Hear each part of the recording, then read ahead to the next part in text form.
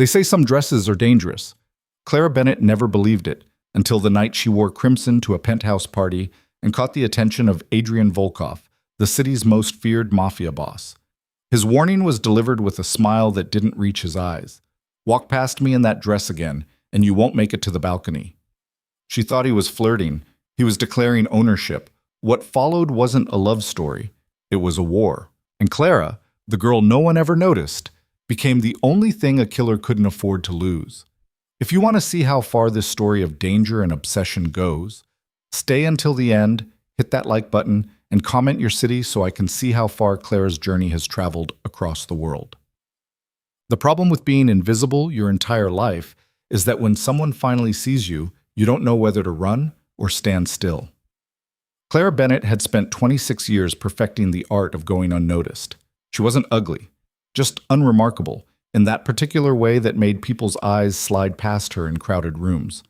Average height, average build, brown hair that she wore in the same practical ponytail every day. A wardrobe composed entirely of grays and beiges, carefully selected to blend into any background. She worked as a data analyst at a mid-sized insurance firm, the kind of job where you could disappear into spreadsheets for 8 hours and never have a single meaningful human interaction. Her coworkers knew her name, but nothing else. She ate lunch alone, not because she was unliked, but because she was simply forgettable. Clara had made peace with her invisibility years ago. It was safer that way, quieter, less complicated. Until the night everything changed. It started with an invitation she almost declined. "Please, Clara, you have to come," her friend Meredith had begged over the phone. "It's my engagement party. You're one of my oldest friends. I can't celebrate without you there." Meredith was the opposite of Clara in every conceivable way. Vibrant, social, effortlessly beautiful. They'd been roommates in college, thrown together by random housing assignment, and somehow the friendship had stuck despite their fundamental differences. Meredith collected people the way others collected stamps. Clara had always been grateful to be included in that collection, even if she didn't quite understand why. "I don't know," Clara had hedged. "A penthouse party? That's not really my scene. All those people—" "Exactly. So many people that you can blend right in. Come on, wear something nice. Drink expensive champagne on someone else's dime. Support your friend. Please?" Clara had agreed, mostly because saying no would have required more energy than saying yes. The dress was Meredith's idea, too. "Absolutely not," Meredith had declared when Clara showed up at her apartment the afternoon of the party, wearing a beige shift dress that looked like it had been designed by someone who hated joy. "You are not wearing that to my engagement party. I won't allow it." "What's wrong with it?" Clara had protested weakly. "It's a crime against fashion, and I'm calling the police." Meredith had grabbed Clara's hand and dragged her to the bedroom, flinging open her closet with dramatic flair. "We're the same size. You're borrowing something that doesn't make you look like you're attending a funeral for color itself." The crimson dress had materialized like a dare. It was simple in construction, but devastating in effect. A slip dress with thin straps cut on the bias, so it clung to curves Clara didn't realize she had. The color was rich and deep, like wine or blood or sin. The hemline ended mid-thigh, showing more leg than Clara had displayed in public since she was 12. "I can't wear this," Clara had whispered, staring at her reflection. "You absolutely can and will," Meredith had countered. "Clara, you're beautiful. You've just spent your whole life trying to convince yourself otherwise. One night, wear the dress, see what happens." What happened was that Clara felt naked. The penthouse belonged to Meredith's fiancé's family, old money, the kind that whispered rather than shouted. The elevator ride to the top floor was 67 seconds of Clara second-guessing every decision she'd made in the past 48 hours. The doors opened onto a sprawling space of floor-to-ceiling windows, marble floors, and people who looked like they'd been genetically engineered to belong there. Clara felt the weight of her visibility immediately. People looked at her. Actually looked. Their eyes didn't slide past. A man in an expensive suit let his gaze linger a moment too long. Two women by the bar appraised her with the cool calculation of predators sizing up potential competition. It was terrifying. Meredith found her within 30 seconds, squealing with delight and pulling her into the crowd. Introductions were made and immediately forgotten. Clara accepted a glass of champagne she didn't want and tried to become invisible again with limited success. The dress wouldn't let her. She was making her third circuit of the room, looking for a quiet corner to disappear into, when she walked past him. Adrian Volkov. She didn't know his name yet, didn't know anything about him except that he was standing alone near the windows, holding a glass of whiskey, and radiating the kind of danger that made smart people cross to the other side of the street. He was tall, well over 6 feet, with the build of someone who understood violence intimately. Dark hair, sharp features, and eyes that were an unusual shade of gray, like winter ice over deep water. He wore a black suit that probably cost more than Clara's car, tailored precisely to his frame. Everything about him screamed power, money, and barely controlled menace.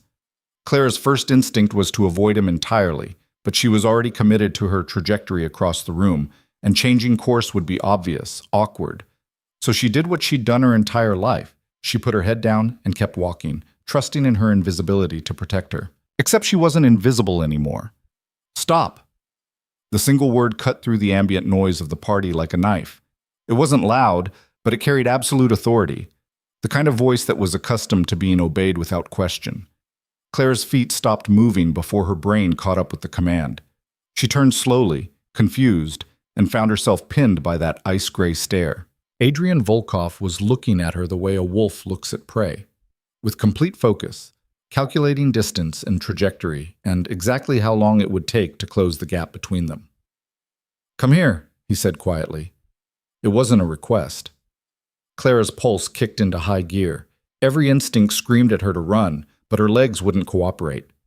She took 2 steps toward him, then 3, until she was close enough to smell his cologne, something dark and expensive and vaguely threatening. "What's your name?" he asked. "Clara?" Her voice came out steadier than she felt. "Clara Bennett." "Clara." He repeated it slowly, like he was tasting it. His eyes traveled down the length of her body with deliberate thoroughness, lingering on the crimson fabric that suddenly felt far too thin. When his gaze returned to her face, there was something new in his expression, something possessive. "That dress is dangerous." "It's just a dress," Clara managed. "No." His lips curved into something that might have been a smile on a less dangerous face. "It's a declaration. Do you know what you're declaring, Clara Bennett?" She didn't know how to answer that, didn't understand the rules of whatever game they were playing. Adrian took a step closer, erasing the safe distance between them. He was close enough now that she could feel the heat radiating from his body, could see the faint scar that cut through his left eyebrow. "If you walk past me in that dress again," he said, his voice dropping to barely above a whisper, "you won't make it to the balcony." Clara's breath caught.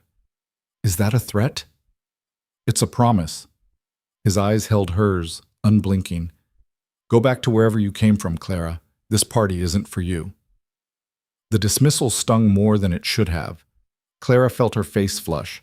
Whether from embarrassment or anger, she couldn't tell. "I was invited," she said, lifting her chin with more courage than she felt. "I don't doubt it." Adrian's expression didn't change. "But you don't belong here. These people are sharks, and you—" He paused, his gaze softening almost imperceptibly. "You're something else entirely." Before Clara could formulate a response, Meredith appeared at her elbow, slightly drunk and beaming. "There you are. I've been looking everywhere for—" She stopped short when she noticed Adrian, and something shifted in her expression. Fear, maybe, or recognition. "Mr. Volkov, I didn't realize you were— thank you for coming." Adrian's attention shifted to Meredith with the smooth efficiency of a predator changing targets.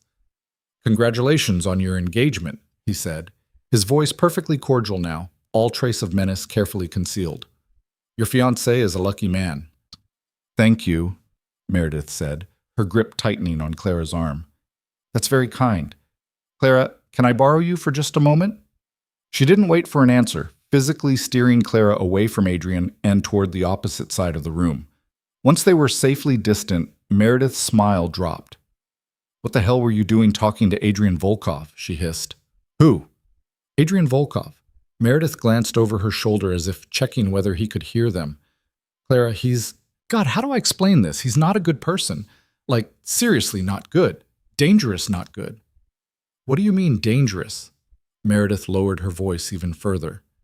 "My fiancé's family does business with a lot of different people. Some of them are connected." Adrian Volkov is about as connected as they come. He runs half the organized crime in this city. People are terrified of him. Clara felt cold. Organized crime, you mean like mafia, gangs, whatever you want to call it? Drugs, weapons, gambling, probably worse things I don't even know about. He's incredibly powerful and incredibly dangerous, and the only reason he's at this party is because refusing his presence would have been even more dangerous. Stay away from him, Clara. Please. Clara nodded numbly, but she couldn't help glancing back toward the windows. Adrian was still standing there, still watching her, his expression unreadable across the distance. She looked away quickly. The rest of the party passed in a blur. Clara tried to enjoy herself, tried to focus on Meredith's happiness and the celebration, but she felt Adrian's presence like a weight against her skin. Every time she moved through the room, she was hyper-aware of where he was, careful to maintain distance, to not accidentally walk past him again. By 11 o'clock, she'd had enough. She found Meredith, made her excuses, and called for a car using the rideshare app on her phone. The elevator ride down felt like escape. The cool night air outside the building felt like freedom. The black town car that pulled up exactly 3 minutes later felt like salvation. Clara slid into the back seat with relief, rattling off her address to the driver. The partition between front and back was up, tinted dark enough that she could only see the silhouette of the driver's head. The car pulled smoothly into traffic. Clara let her head fall back against the leather seat, closing her eyes. The champagne had given her a mild headache, and the heels Meredith had insisted she wear were murdering her feet. All she wanted was her apartment, her pajamas, and about 12 hours of unconsciousness. It took her almost 5 minutes to realize they were going the wrong direction. Clara opened her eyes and looked out the window, frowning. They should have been heading north toward her neighborhood. Instead, they were moving east toward the waterfront. "Excuse me," she called toward the partition. "I think you made a wrong turn. I'm going to—" The partition slid down. Adrian Volkov looked at her through the rearview mirror. "No wrong turn," he said calmly. "We're going exactly where we need to go." The world tilted sideways. Clara lunged for the door handle, but the locks were engaged, the child safety features activated. She was trapped. "Let me out," she said, hating how her voice shook. "Let me out right now or I'll call the police." "No, you won't." Adrian's eyes never left the road. His hands were steady on the wheel, completely relaxed. "Put your phone away, Clara. We need to talk, and I'd prefer to do it somewhere private." "I don't want to talk to you. I want to go home." "That's not an option right now." Terror crystallized into something sharper. Anger. "This is kidnapping. You're kidnapping me. I'm protecting you." He said it like it was obvious, like she was being unreasonable for objecting. "There's a difference." "Protecting me from what?" "From the consequences of being seen at that party." Adrian took a turn too fast, and Clara grabbed the door handle for stability. "You were photographed, Clara, multiple times, standing near members of one of the most powerful crime families on the East Coast. Looking like—" He paused, glancing at her again in the mirror. "Looking like you belong there." "I don't belong there. I don't belong anywhere near any of this." "I know that, you know that. But my enemies don't know that." The car accelerated, moving through dark streets that were becoming increasingly unfamiliar. And in my world, perception is more dangerous than reality. Clara's mind was racing, trying to find an angle, a way out. "What enemies?" "The kind who would use you to get to me if they thought you mattered to me." "I don't matter to you. We just met." Adrian's eyes met hers in the mirror, and something in his expression made her breath catch. "That's the problem," he said quietly. "You should matter to me even less than you do." The car pulled through a gate that Clara hadn't seen open, then up a long driveway toward a massive stone house that looked like it had been transported from some European estate. Security lights blazed on as they approached. The car stopped in front of broad steps leading to a heavy wooden door. Adrian got out, circled the car, and opened Clara's door. "Come inside, Saul," he said, extending his hand. "I'll explain everything." Clara didn't move. "And if I refuse?" "Then I'll carry you. But I'd prefer not to. I'm trying very hard to be civilized about this." "Civilized?" Clara laughed, and it came out slightly hysterical. "You kidnapped me." "I saved your life," Adrian corrected. His hand remained extended, patient. "You just don't know it yet." Clara looked at his hand, then at his face, then at the dark driveway behind them and the high walls surrounding the property. She could scream, but there was no one to hear her. She could fight, but she'd lose. She could refuse, but he'd already told her exactly what would happen. She was out of options. Clara took his hand and let him pull her from the car. His grip was firm, warm, and somehow gentle despite everything. He led her up the steps and through the front door into an entrance hall that belonged in a museum. Marble floors, crystal chandelier, artwork that was probably worth more than Clara would earn in her lifetime. "This way," Adrian said, guiding her into a sitting room dominated by a fireplace and furnished with leather chairs that looked both expensive and comfortable. Clara remained standing, wrapping her arms around herself. The crimson dress that had felt like armor at the party now felt like a liability. She was too exposed, too visible. Adrian moved to a bar cart and poured 2 glasses of whiskey. He offered one to Clara. "I don't want it," she said. "Drink it anyway. You're going to need it." Clara took the glass but didn't drink. "Explain. Now. Why am I here?" Adrian settled into one of the leather chairs, perfectly at ease. 3 weeks ago, a shipment belonging to the Zakharov syndicate was intercepted at the port. $40 million worth of products seized. They believe I was responsible. "Were you?" "Yes." He said it without hesitation, without shame. "Viktor Zakharov has been encroaching on territory that belongs to me. I sent a message. He responded by declaring war." Clara's fingers tightened around the glass. "What does this have to do with me?" "War has rules, Clara, even in my world. You don't target civilians, you don't involve innocents. But those rules only apply if your enemy believes someone is genuinely innocent." Adrian leaned forward, his elbows on his knees, his eyes locked on hers. "The moment you were photographed at that party, standing near members of my organization, wearing a dress the color of a declaration, you stopped being innocent in their eyes. That's insane. That's reality. Victor's people will have already run your face through facial recognition. By tomorrow morning, they'll know your name, your address, where you work, who your friends are, and every routine you follow. They'll know you're nobody.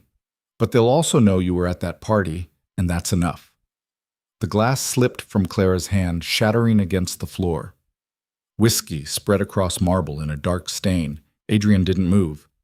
"You were already a target before I spoke to you," he said quietly. "When I approached you, when I touched you, when I looked at you the way I did, I made it worse. I marked you, so now I have to protect you." "You don't have to do anything," Clara said, her voice rising. "You can just let me go. I'll be careful. I'll stay home. You'll die." The words were flat, factual. "Probably within a week. They'll make it look like an accident, or they won't bother. Either way, you'll be dead, and it will be my fault." Clara felt the walls closing in. This couldn't be happening. This wasn't her life. "How long?" she whispered. "How long what? How long do I have to stay here?" Adrian stood, moving to a window that overlooked dark grounds. "Until the war is over," he said. "Until Victor is dead, or I am, or we reach some kind of accord. However long that takes. That could be months. Yes. I have a job. I have a life. You'll call in sick. I'll arrange for you to take a leave of absence if necessary. Your bills will be paid. Your life will be waiting for you when this is over." Clara wanted to scream, wanted to cry, wanted to wake up from whatever nightmare this was. Instead, she heard herself ask, "And if I try to leave?" Adrian turned to look at her, and his expression was almost gentle. "Then you'll be found. And I don't know if I'll find you first or Victor will." He crossed the room until he was standing directly in front of her, close enough that she had to tilt her head back to meet his eyes. "I know you're frightened. I know this isn't fair, but I'm very good at keeping people alive, Clara. Trust me to do that." "I don't trust you at all." "That's smart." His lips curved into that almost smile again. "But you're going to have to anyway." A woman appeared in the doorway, older, stern-faced, wearing a housekeeper's uniform. "Anna will show you to your room," Adrian said. "You'll have everything you need. If you want something that isn't provided, tell Anna and she'll arrange it. Don't try to leave the house. Don't try to contact anyone outside without clearing it with me first. So I'm a prisoner. You're a guest under protective custody." Adrian moved toward the door, then paused. "I know the distinction feels semantic right now, But there is a difference, Clara, and eventually you'll understand it. He left without waiting for a response. Anna gestured toward the hallway. This way, miss. Clara followed because there was nothing else to do. They climbed a broad staircase to the second floor, then down a corridor lined with closed doors. Anna stopped at the last room and pushed open the door. The bedroom was larger than Clara's entire apartment. A four-poster bed dominated the space, covered in white linens that probably had a thread count in the thousands. French doors opened onto a balcony. A sitting area included a small sofa and a television. An attached bathroom was visible through another doorway. Mr. Volkov had clothes brought in for you, Anna said, opening a closet to reveal an array of outfits in Clara's size. If anything doesn't fit or you need something else, let me know. Breakfast is at 8, but I can bring something to your room if you prefer. Do you have any questions? Clara had 1,000 questions, but none that Anna could answer. No, she said quietly. Get some rest, miss. Things always look different in the morning. Anna left, closing the door behind her. Clara stood in the center of the enormous room, still wearing the crimson dress, and felt the full weight of her situation settle over her shoulders. She was trapped in the home of one of the most dangerous men in the city. She was a target in a war she didn't understand, and no one even knew she was missing.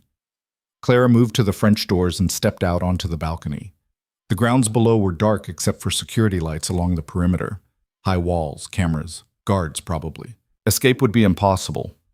She looked up at the sky, searching for stars, but the city's light pollution washed them out. Even the heavens were obscured. Clara went back inside, closed the doors, and finally let herself cry. The girl no one noticed had finally been seen, and it might be the thing that killed her. Far below, in his study, Adrian Volkov poured himself another glass of whiskey and stared at the security feed showing Clara's room. She was on the balcony, small and alone, wrapped in a dress the color of blood. He should feel nothing. She was a complication, a liability he'd created for himself. Protection duty was a professional obligation, nothing more. But when she'd walked past him at that party, something had shifted. Some recognition he couldn't name and didn't want to examine too closely. Adrian had built his empire on careful control, calculated risks, and absolute emotional detachment. He'd learned early that caring about people made you weak, made you vulnerable, made you human in a world that punished humanity without mercy. He'd broken that rule tonight. And as he watched Clara return inside and finally let herself break down, Adrian Volkov made a decision that would change everything. He would keep her alive, even if it cost him everything he'd built, even if it cost him his life. The war with Viktor Zakharov had just become personal. Clara woke to sunlight streaming through unfamiliar windows and the disorienting sensation of not knowing where she was. For 3 perfect seconds, she thought the previous night had been a nightmare. Then she saw the crimson dress draped over a chair, and reality crashed back with brutal clarity. She was a prisoner in a crime lord's mansion. The bedside clock read 9:30. She'd slept through breakfast, though she doubted she could have eaten anything anyway. Her stomach was twisted into neat knots. Her head ached from crying, and every muscle felt like she'd been hit by a truck. A soft knock at the door made her pull the covers up to her chin. "Miss Bennett?" Anna's voice came through the wood. "I have coffee and pastries if you're awake." Clara almost said no, but her throat was raw with thirst. "Come in." Anna entered carrying a tray that could have fed 4 people. Coffee in a silver pot, fresh orange juice, croissants, fruit, yogurt, and what looked like eggs Benedict. She set it on the small table by the sitting area. "Mr. Volkov asked me to inform you that he'll be working from home today," Anna said, her tone professionally neutral. "He'd like to speak with you this afternoon if you're feeling up to it." "And if I'm not feeling up to it?" Anna's expression didn't change. "Then he'll speak with you tomorrow." "He's not a monster, miss, whatever you might think." "He kidnapped me. He saved your life." Anna moved to the closet, pulling out clothes with practiced efficiency. "There's a difference, though I understand it might not feel that way yet. These should fit. There's a gym on the 3rd floor if you want to exercise, a library on the 1st floor, and the gardens are accessible through the conservatory. You're free to move about the house and grounds." Clara sat up straighter. "I can leave my room?" "Of course. You're not locked in, Miss Bennett. You're protected." Anna laid out a pair of dark jeans and a soft cashmere sweater. Mr. Volkov has meetings until 3. If you need anything, press the button by the bed and someone will come. Try to eat something. It'll help. She left before Clara could formulate a response. Clara stared at the tray of food, her stomach churning. But Anna was right. She needed to eat, needed to keep her strength up. She forced down half a croissant and some fruit, drank 2 cups of coffee, then showered in the enormous bathroom with its marble surfaces and rainfall showerhead. The clothes fit perfectly, which was somehow more unsettling than if they hadn't. Someone had gone to significant trouble to ensure her comfort. It made the cage feel more gilded, but no less confining. By 11, Clara was restless enough to explore. She opened her bedroom door cautiously, half expecting guards, but the hallway was empty. She made her way downstairs, following the sound of voices to what turned out to be the kitchen.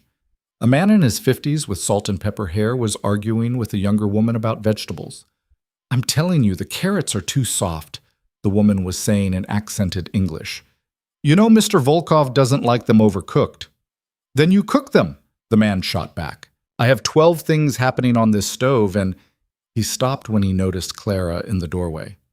"Oh, you must be Miss Bennett." Clara felt her face flush.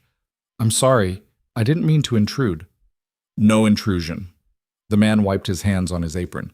"I'm Marcus, head chef. This is Irina, who thinks she knows better than someone who trained in Paris."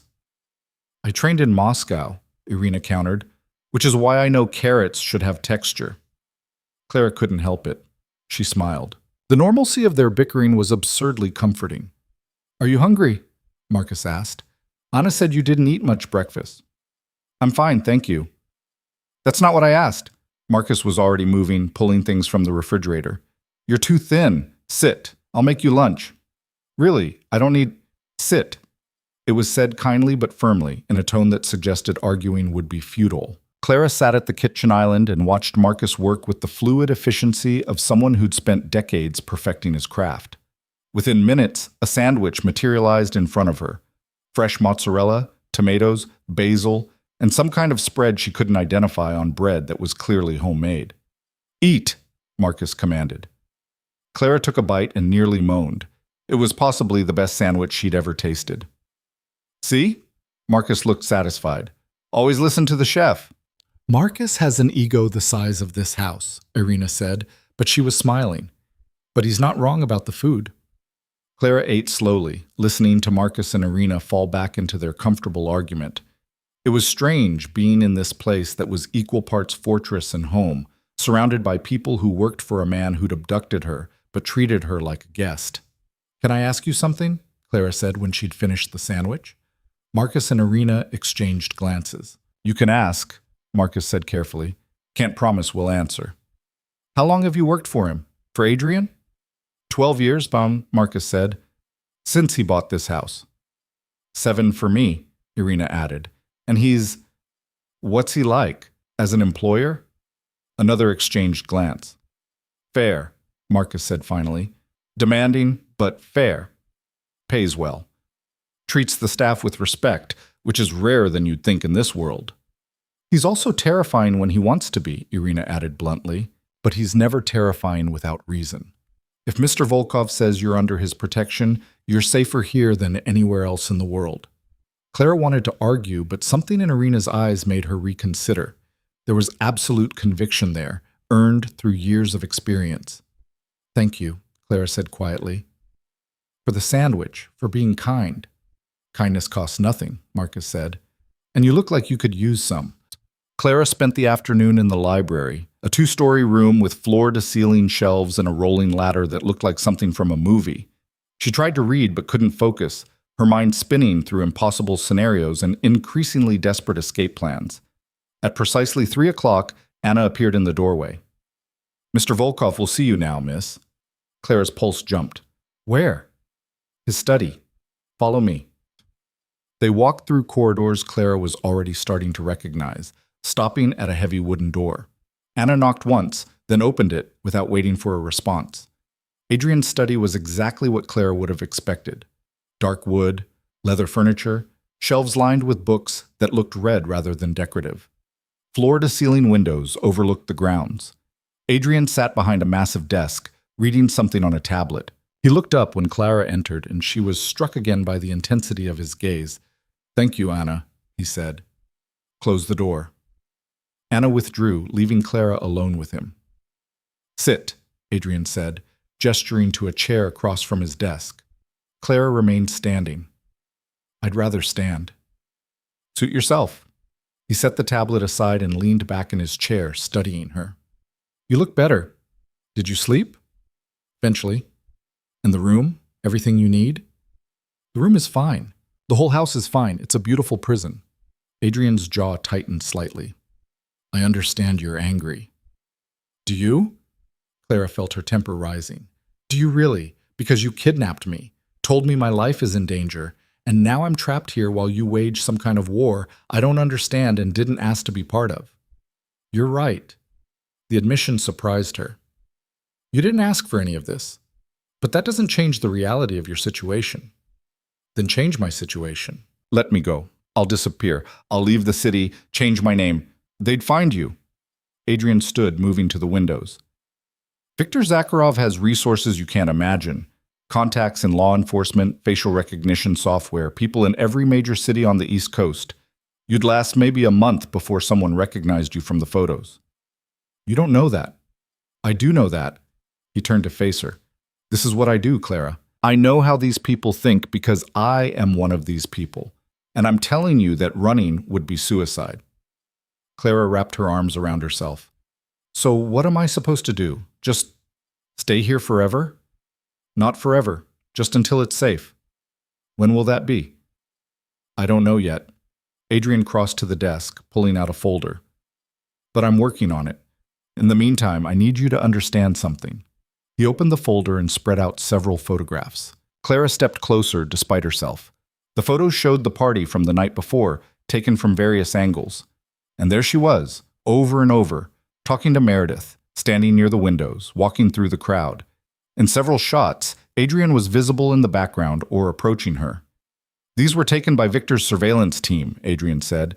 "They're watching everyone connected to my organization. The moment you appeared at that party, you became a person of interest." Clara picked up one of the photos. In it, she was mid-laugh at something Meredith had said, completely unaware she was being watched. The violation of it made her skin crawl. "How did you get these?" "I have my own people in Victor's organization. They're feeding me information, but it works both ways. He probably knows you're here by now." Clara set the photo down with shaking hands. "So this is real, all of it?" "Yes." "And I'm really in danger?" "Yes." Adrian's voice softened slightly. "I know it's hard to accept, but I need you to understand that I'm not the enemy here, Clara. I'm the only thing standing between you and people who would use you as leverage against me." Clara sank into the chair she'd refused earlier, her legs suddenly unsteady. "This is insane. My life was normal 3 days ago. I was nobody. I am nobody." "You were nobody," Adrian corrected. "The moment I looked at you, that changed." Something in his tone made her glance up sharply. There was an intensity in his expression that had nothing to do with protective duty. "Why?" Clara asked. "Why did you approach me at all? If you knew it would put me in danger, why didn't you just ignore me?" Adrian was quiet for a long moment. "I should have," he said finally. "It would have been smarter, safer for both of us." "But you didn't." "No, I didn't." He met her eyes. "I don't have a good explanation for that. Sometimes we make choices that defy logic."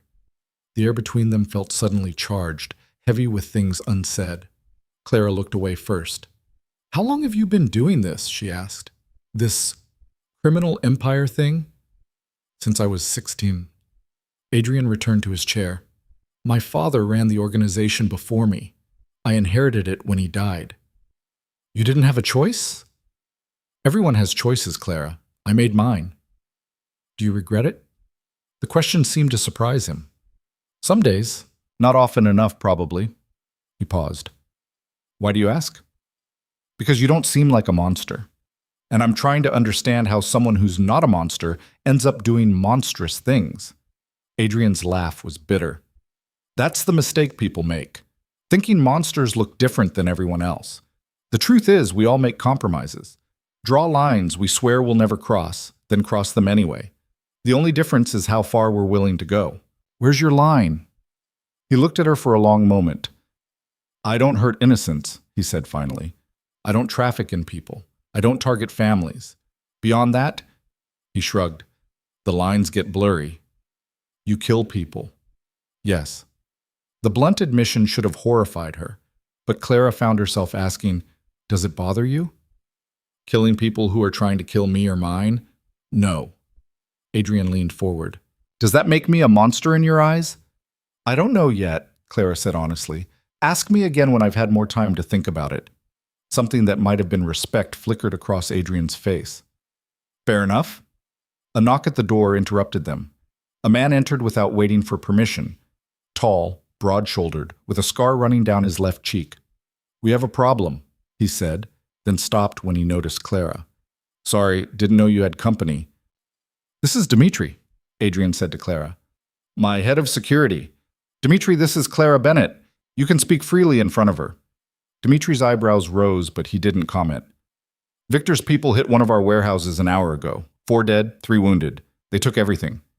Adrian's expression went cold, all traces of the man who'd been almost human moments ago disappearing behind a mask of ice. Which warehouse? The one on 5th Street. The product alone was worth $2 million. Leave us, Adrian said to Clara, his attention already shifting entirely to Dimitri. Anna will take you back to your room. Clara stood but paused at the door. The 4 people who died. Did they have families?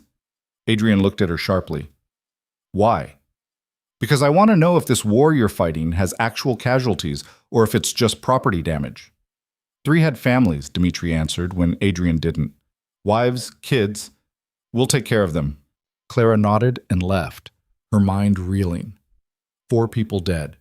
Because of a war between crime organizations. Because of money and territory and pride. And she was caught in the middle of it.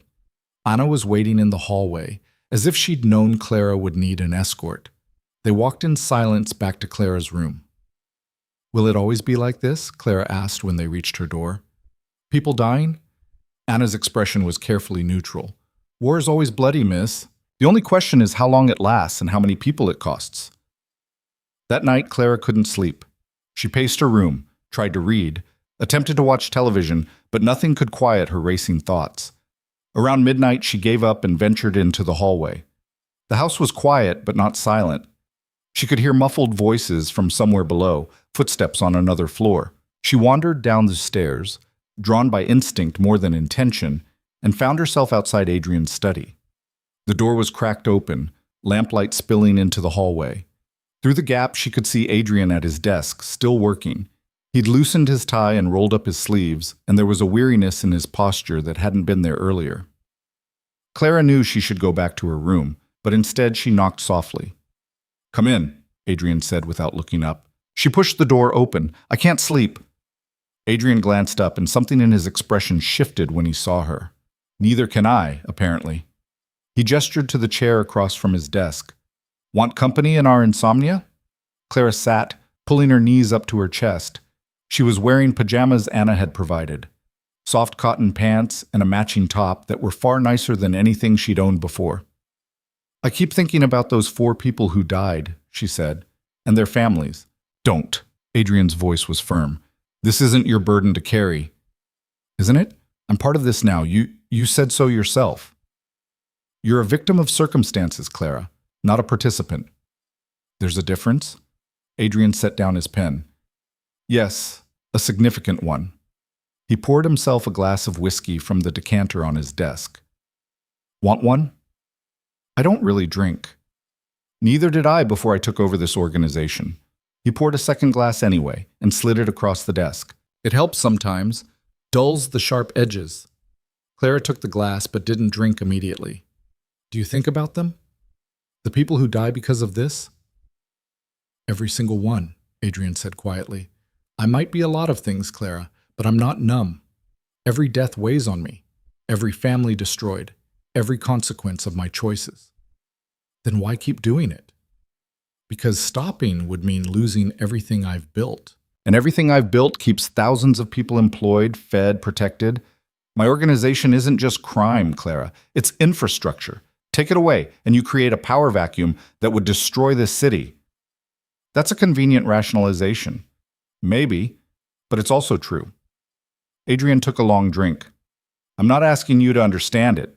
Hell, I'm not even asking you to forgive it. I'm just explaining the reality I live in. Clara finally sipped the whiskey and immediately coughed. It burned all the way down. Adrian's lips curved slightly. First time? I told you I don't drink. You'll build up a tolerance if you stay here long enough. The casual mention of her extended captivity should have angered her, but Clara found she was too tired for anger. Tell me about him, she said instead. Viktor Zakharov, the man who wants to kill me to hurt you. Adrian's expression darkened. Viktor is old-school Russian mob. He came to this country 15 years ago with nothing and built an empire through brutality and fear. He's smart, ruthless, and completely without conscience. Sounds familiar. I'm nothing like him. There was genuine offense in Adrian's tone. I have lines I won't cross. Viktor has none. What does he want? Everything I have. My territory, my resources, my reputation. Adrian leaned back in his chair. We've been circling each other for years, but it escalated 3 months ago when he started pushing into neighborhoods under my protection. I pushed back. He retaliated. It's been escalating ever since. The shipment you intercepted was the latest in a series of exchanges. Viktor's been smuggling weapons along with his usual product, high-grade military hardware. I couldn't let that stand. Clara processed this. So you started a war over weapons. I started a war over weapons that could be used to kill hundreds of people. There's a difference. Is there? Adrian's eyes met hers. You think I'm the villain in this story? I think you're both villains, Clara said, just with different justifications. You're probably right. Adrian finished his whiskey. But I'm the villain trying to keep you alive, which has to count for something. It does, Clara admitted. I just wish I understood why. Why what? Why you care? Why you're going to all this trouble for someone you don't even know? Adrian was quiet for so long that Clara thought he wouldn't answer.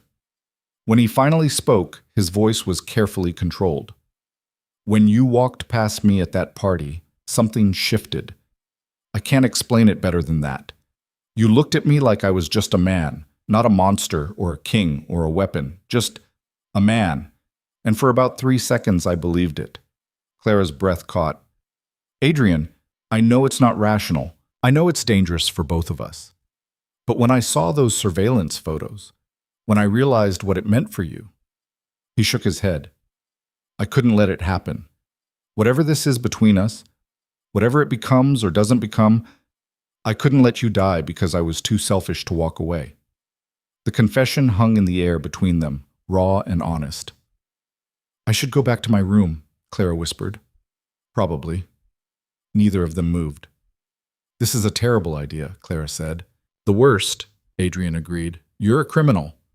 A very successful one. You've killed people. More than I can count.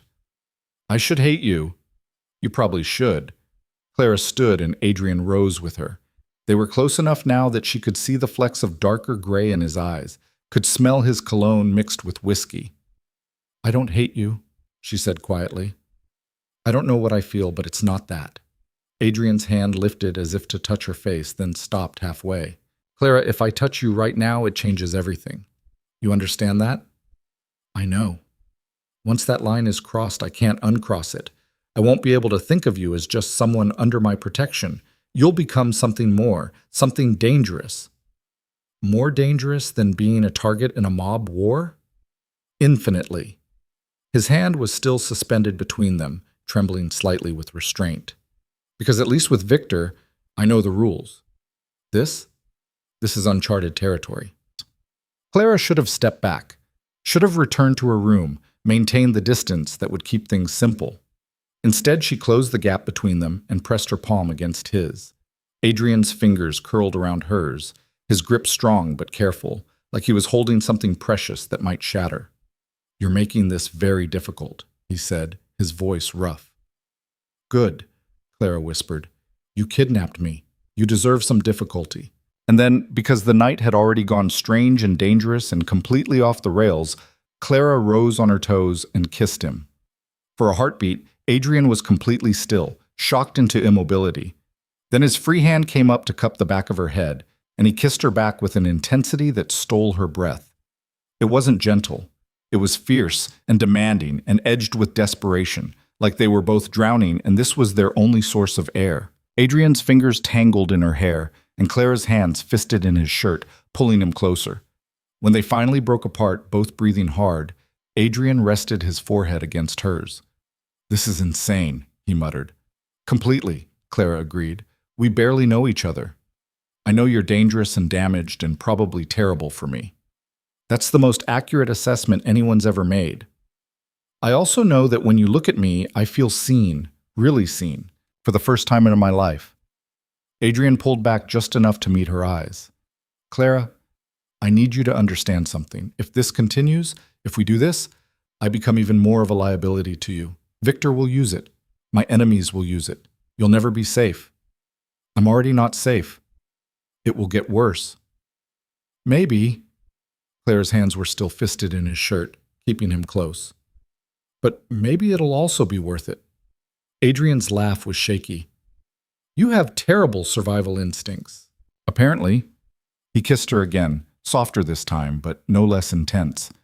When he finally stepped back, putting deliberate distance between them, his expression was conflicted. "Go to bed, Clara," he said quietly. "Before I forget every reason this is a bad idea." Clara nodded, not trusting her voice. She made it to the door before turning back. "Adrian?" "Yes?" "I'm still angry about being kidnapped." His smile was genuine this time, reaching his eyes. "Duly noted." Clara returned to her room in a daze, her lips still tingling, her heart racing. She climbed into bed and stared at the ceiling, trying to process what had just happened. She'd kissed a crime lord, and she wanted to do it again.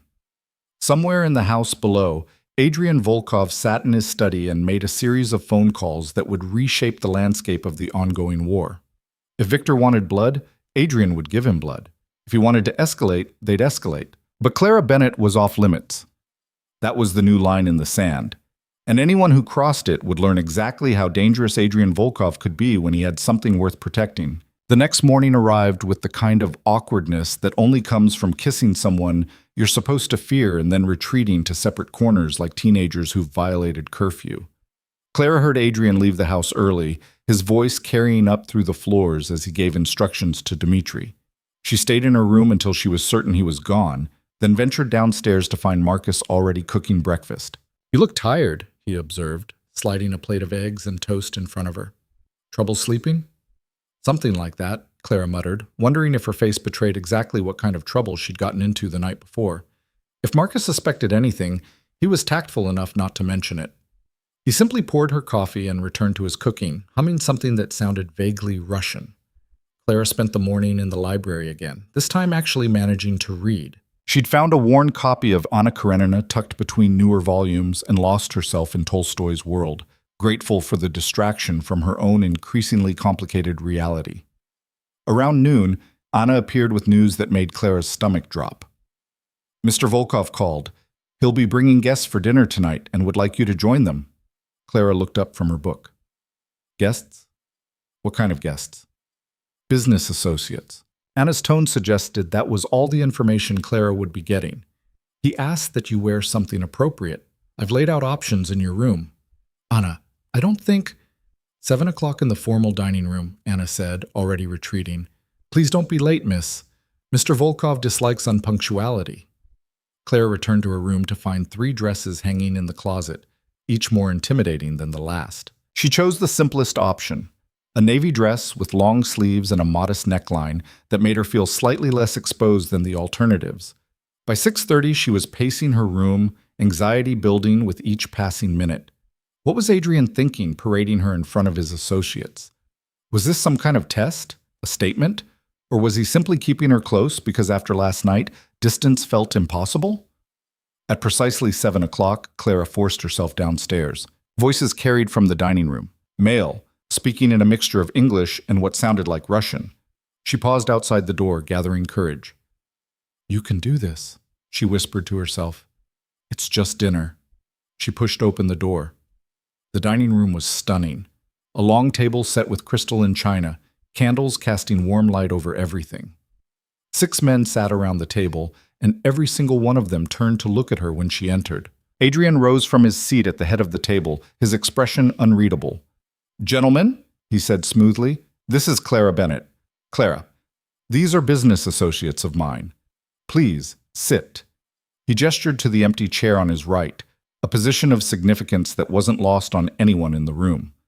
Clara felt the weight of multiple gazes as she crossed to the chair and sat down. A man directly across from her, older with steel gray hair and cold eyes, studied her with undisguised interest. "This is the one causing all the trouble?" he asked in accented English. "Victor is causing the trouble," Adrian corrected, his tone pleasant but edged with warning.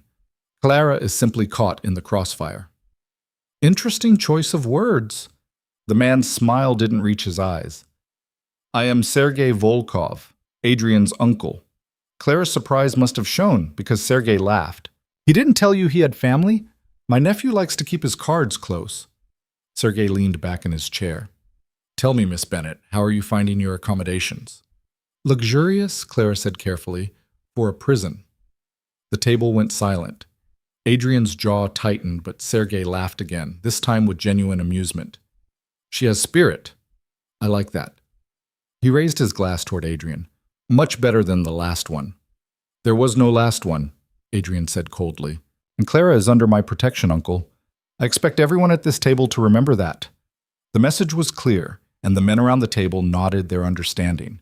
Dmitri, seated near the far end, caught Clara's eye and gave her an almost imperceptible nod of approval. Dinner was served, course after course of Marcus's exquisite cooking.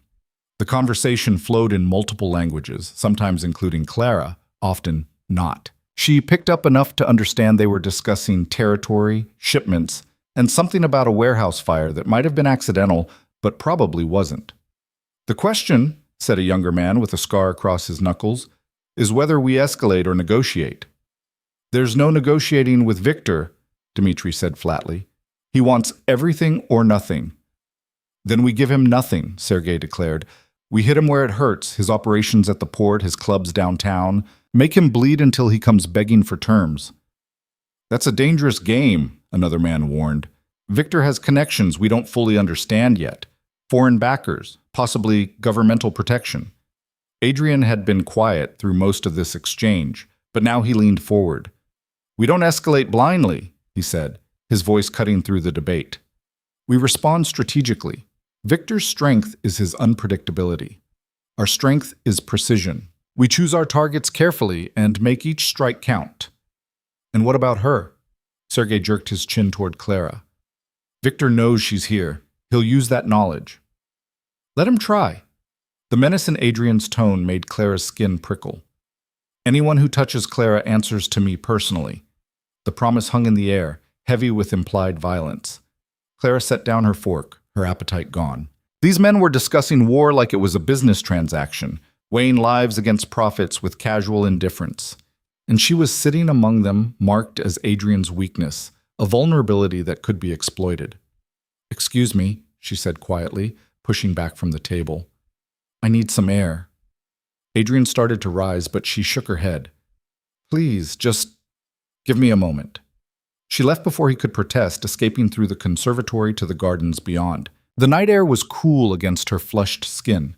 She walked until she found a stone bench near a fountain, then sat down and tried to steady her breathing. What was she doing? Playing house with a crime lord, pretending this was anything resembling normal? People were dying, war was escalating, and she was eating 5-star meals and wearing designer dresses like none of it mattered. "I thought I might find you here." Clara looked up to find Dmitri approaching, his hands in his pockets. "Did Adrian send you to check on me?" she asked. "No, he's still dealing with his uncle." Dmitri sat on the opposite end of the bench. "Sergei can be, intense. That's one word for it. He's also right, about you being a target." Dmitri's expression was serious. "Victor will come for you eventually. It's not a question of if, but when." Clara wrapped her arms around herself. "That's supposed to make me feel better?" "No. It's supposed to make you understand what you're up against." Dmitri paused. I've worked for Adrian for 8 years. I've seen him make a lot of decisions, some good, some questionable, but I've never seen him like this, the way he is with you. And how is he with me? Protective to the point of irrational, distracted, human. Dimitri met her eyes. That last one is the most dangerous. Adrian survived this long by being calculated and detached. You're making him neither of those things. I didn't ask for any of this. I know, but it doesn't change the reality. Dimitri stood. Be careful, Clara. Not just with the external threats. Be careful with him, too. Because when this is over, one way or another, you're both going to have to live with the choices you're making now. He left her alone with those words echoing in her head. Clara sat in the garden for another 20 minutes before forcing herself to return inside. The dining room was empty now, dishes cleared, guests presumably departed or moved to another room. She found Adrian in his study, standing by the window with a glass of whiskey. "I'm sorry," she said from the doorway, "for leaving dinner like that." Adrian turned to face her. "Don't apologize. I shouldn't have asked you to sit through that. It was unfair. Your uncle is terrifying." "Yes, he is. But he's also loyal, and right now I need loyalty more than I need warmth." Adrian set down his glass. "Did Dimitri find you?" "How did you know?" "Because I know Dimitri. He has this annoying habit of giving people perspective whether they want it or not." Adrian crossed to her, stopping just short of touching distance. "What did he tell you?" "That I'm making you human. That it's dangerous." "He's not wrong." "Adrian, I can't be responsible for—" "You're not responsible for anything," Adrian interrupted. "I made my choices, Clara. Every single one of them. You didn't force me to approach you at that party. You didn't force me to bring you here. You didn't force me to—" He stopped himself. "To what?" "To care." The admission seemed to cost him. "I've spent 15 years building walls, Clara, keeping everyone at a distance. It's safer that way, cleaner. And then you walked past me in that damn red dress, and every wall I'd built started to crack." Clara's heart was pounding. Is that a good thing or a bad thing? "I don't know yet." Adrian finally closed the distance between them, his hand coming up to cup her cheek. "All I know is that I can't seem to stay away from you, even though every rational part of my brain is screaming that I should." "So stop being rational," Clara whispered. "That's not how I survive." "Maybe surviving isn't enough anymore." Adrian's thumb traced her cheekbone, his touch achingly gentle. "You're going to destroy me. Or save you." "I'm not sure I can be saved." "Let me try anyway." This time when they kissed, it was slower, deeper, weighted with everything they couldn't say aloud. Adrian's arms wrapped around her waist, pulling her close, and Clara let herself sink into the dangerous comfort of his embrace. They were interrupted by a sharp knock on the door. Adrian pulled back with obvious reluctance. "Come in." Dimitri entered, his expression grim. "We have a situation. Victor's people just hit the club on Madison. 3 of our guys are dead, and they left a message." "What kind of message?" "The kind written in blood." Dimitri's eyes flicked to Clara, then back to Adrian. "They know she's here. They know what she means to you, and they're coming for her." The temperature in the room seemed to drop 10 degrees. Adrian's entire demeanor shifted, the man who'd been holding Clara moments ago disappearing behind the mask of a crime lord preparing for war. "Double the security detail," he ordered. "No one gets within a mile of this property without being vetted. And I want eyes on every known Victor associate in the city. If they so much as sneeze in our direction, I want to know about it." "Already done," Dimitri said. "But boss, we need to talk about contingencies. If they breach the estate, they won't. But if they do, they won't." Adrian's voice was absolute. "Because I will burn this entire city to the ground before I let them touch her." Dimitri held his gaze for a long moment, then nodded. "Understood. I'll coordinate with the security team." After he left, silence settled over the room like ash. "This is because of me," Clara said quietly. "Those 3 people died because Victor knows about me. Those 3 people died because Victor is a monster who uses violence as a negotiating tactic," Adrian corrected sharply. "Don't take ownership of his choices." But Dimitri said, "Dimitri is right that you're a factor. But you're not the cause, Clara. This war started long before you walked into that party." Adrian pulled her back into his arms, as if proximity could protect her from the truth. Victor would have found some excuse to escalate. You just happened to be convenient. Clara pressed her face against his chest, listening to the steady thud of his heartbeat. I'm scared. Good.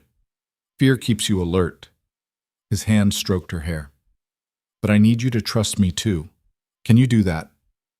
I don't know. Can I? Adrian was quiet for a moment. I've done terrible things, Clara. Things that would make you sick if you knew the details.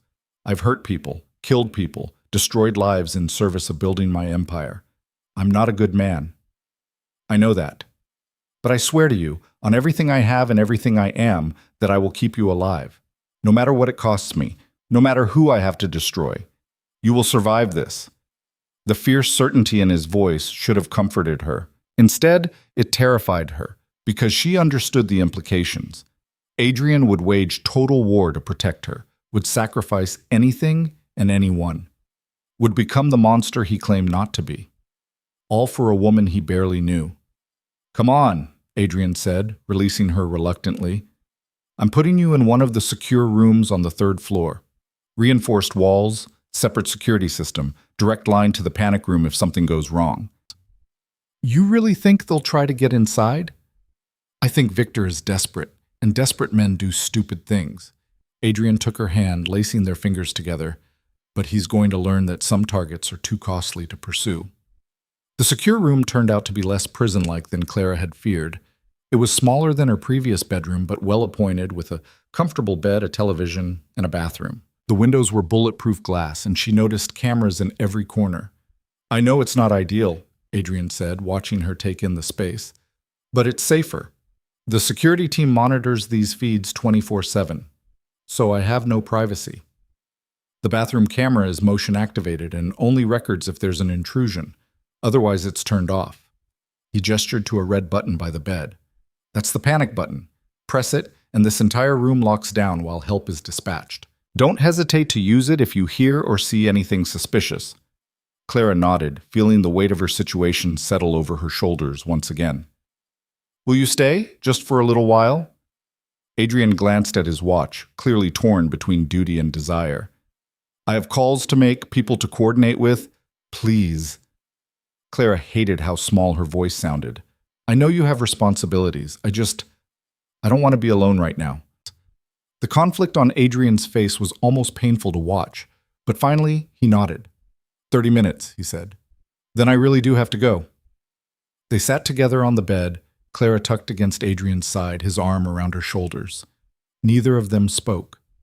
They didn't need to. The silence was enough. The simple fact of not being alone in the growing darkness. When Adrian's phone buzzed for the 4th time, Clara reluctantly pulled away. Go, she said. I'll be okay. Adrian stood but paused at the door. Lock this behind me. Don't open it for anyone except me, Dmitri, or Anna. And if anyone else tries to get in, panic button. I know. Clara managed a weak smile. Go save your empire, Adrian Volkov. I'm more interested in saving you. He kissed her once, hard and fast, then left before she could respond. Clara locked the door and leaned against it, listening to his footsteps recede down the hallway. Then she crossed to the bed and sat down, staring at the walls that were simultaneously protecting her and trapping her. Somewhere in the city, Viktor Zakharov was planning his next move, and Clara had become the piece on the chessboard that both players were fighting to control. The hours crawled past. Clara tried to sleep, but couldn't. Every sound in the house made her jump. Every shadow outside her window seemed menacing. Around 2 a.m, she heard raised voices from somewhere below, Adrian and someone else arguing in Russian. At 3:15, gunfire erupted in the distance. Clara was at the window before she realized she'd moved, peering out into the darkness. She could see nothing but the security lights illuminating the grounds, but the sound of weapons discharge was unmistakable. Her hand hovered over the panic button. Then silence fell, heavy and absolute. Minutes passed. 5, 10, 15. Clara's phone buzzed. A text from an unknown number that made her blood run cold. 3 of his guards are dead. Tell Adrian that next time we're coming inside. And we're coming for you. Her hand shook as she grabbed the room's landline and dialed the number Adrian had made her memorize. He answered on the first ring. Clara, Are you safe? Someone just texted me. They said 3 guards are dead and next time they're coming for me. Lock down. Now. Hit the panic button. But do it, Clara. Right now. She pressed the red button. Immediately, steel shutters slammed down over the windows. The door locks engaged with an audible click. Red emergency lighting activated, bathing the room in crimson. Claire's phone rang. Adrian. I'm coming to you, he said, and she could hear him moving, running. Stay exactly where you are. Don't open the door for anyone. Adrian, what's happening? Victor's people breached the outer perimeter. We stopped them, but they got closer than they should have. His breathing was labored. They knew exactly where to hit, which means someone on the inside gave them information. You have a traitor. Yes, and until I find out who, no one gets close to you except me. She heard a door slam. I'm in the stairwell, 2 minutes. Clara counted the seconds, her heart hammering so hard she thought it might bruise her ribs. She heard footsteps in the hallway outside, then Adrian's voice. Clara, it's me. I'm outside the door. You need to override the lockdown to let me in. She ran to the control panel by the door, pressing the sequence of buttons Adrian had shown her earlier. The locks disengaged with a heavy thunk. Adrian pushed inside immediately, and Clara's breath caught. His shirt was torn, blood splattered across his chest and face, though whether it was his or someone else's, she couldn't tell. He had a gun in his right hand, and his eyes were wild with something between rage and fear. Are you hurt? She asked, reaching for him. It's not my blood. Adrian set the gun on the dresser, then pulled her into his arms with bruising force. You're okay. You're okay. 3 guards died, Clara whispered against his chest. Because of me. Because of Victor. Adrian's grip tightened. This ends tomorrow. I'm done playing defense. If he wants war, I'll give him war. And when the smoke clears, Viktor Zakharov will be nothing but a memory. The cold certainty in his voice sent chills down Clara's spine. This was the crime lord, the killer, the man who'd built an empire on violence and fear, and he was unleashing all of that fury to protect her. What are you going to do? Clara asked, though part of her didn't want to know the answer. Adrian pulled back just enough to meet her eyes. Whatever it takes. Everything it takes. His thumb brushed across her cheek. I need you to understand something, Clara. What happens next is going to be ugly, brutal.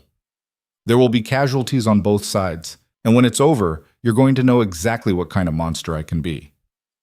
And if that changes how I feel about you, then at least you'll be alive to feel it. Adrian kissed her forehead, her cheeks, her lips. Desperate touches that felt like goodbye. Stay in this room. Don't come out until I personally come to get you. Promise me. I promise. Good. He retrieved his gun, checked the magazine with practiced efficiency. At the door, he paused. For what it's worth, Clara Bennett, meeting you was the best and worst thing that's ever happened to me.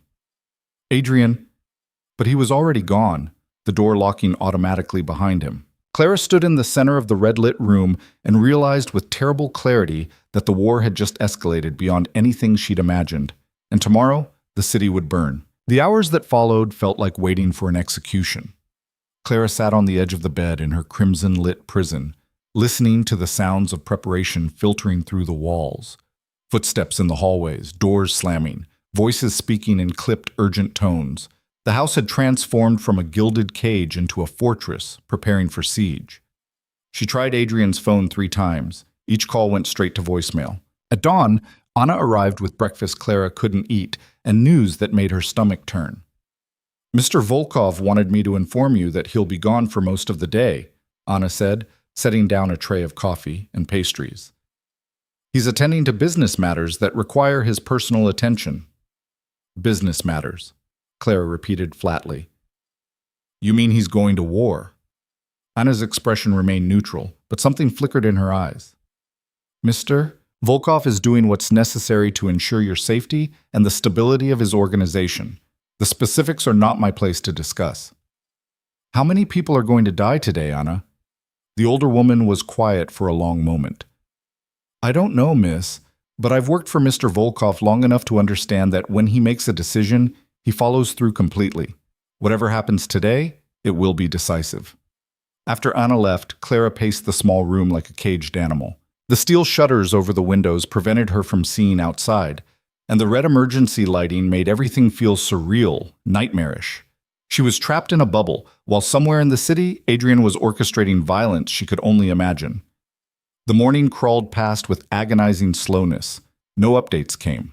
No messages. Clara tried to distract herself with television, but every channel seemed to be showing news of breaking stories across the city. A warehouse fire in the industrial district, reports of gunfire near the waterfront, police responding to multiple incidents involving suspected organized crime. The war was playing out in real time, broadcast to millions of people who had no idea what they were really witnessing. Around noon, the power flickered. Clara's heart leaped into her throat. The backup generators kicked in immediately, but for 3 seconds, everything had gone dark.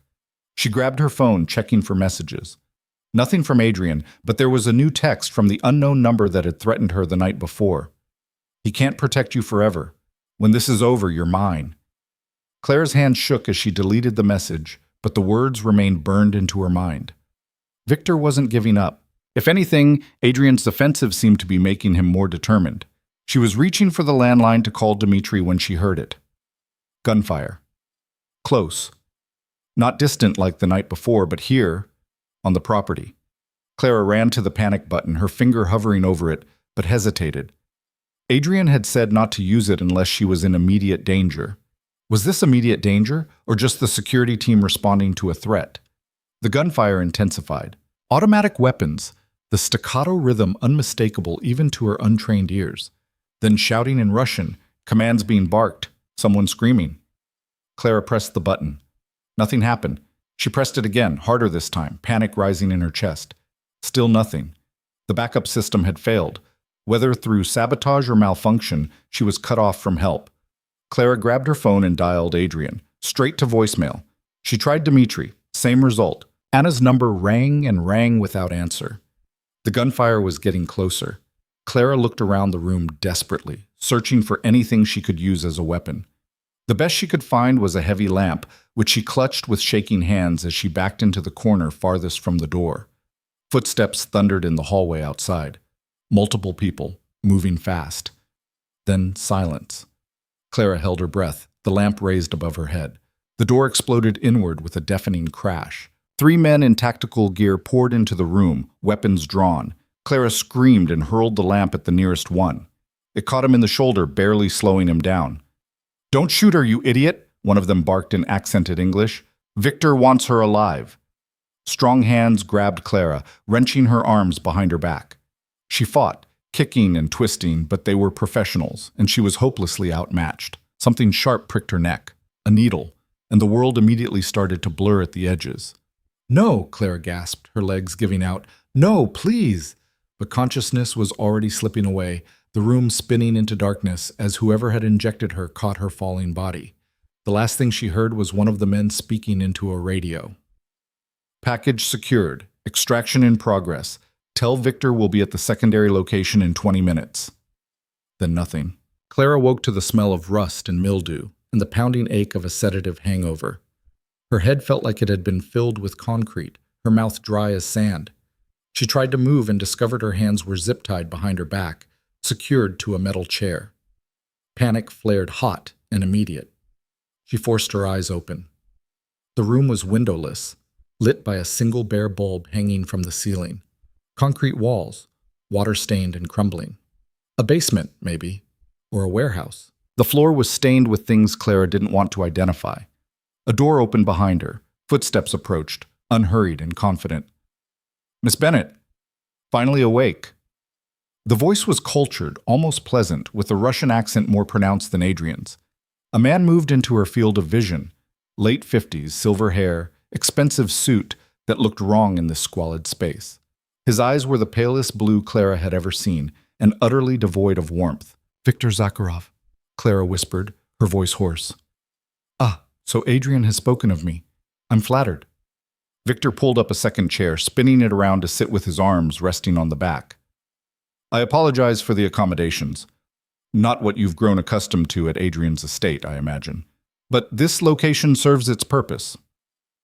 Clara's mind was racing, trying to cut through the fog of whatever drug they'd given her. "If you're going to kill me, just do it. Don't waste time with the villain monologue." Victor laughed, genuinely amused. I like you, spirit. Adrian always did appreciate women with backbone. His expression sobered. But no, I'm not going to kill you. At least, not yet. You're far too valuable alive. As leverage against Adrian. Precisely. You see, your lover has been quite aggressive today.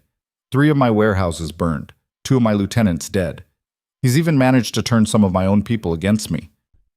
Victor's jaw tightened. Adrian Volkov has declared total war, and he's doing it for you, which tells me exactly how much you're worth to him. He won't negotiate, Clara said, trying to sound more certain than she felt. Adrian doesn't compromise. Everyone compromises when the stakes are high enough.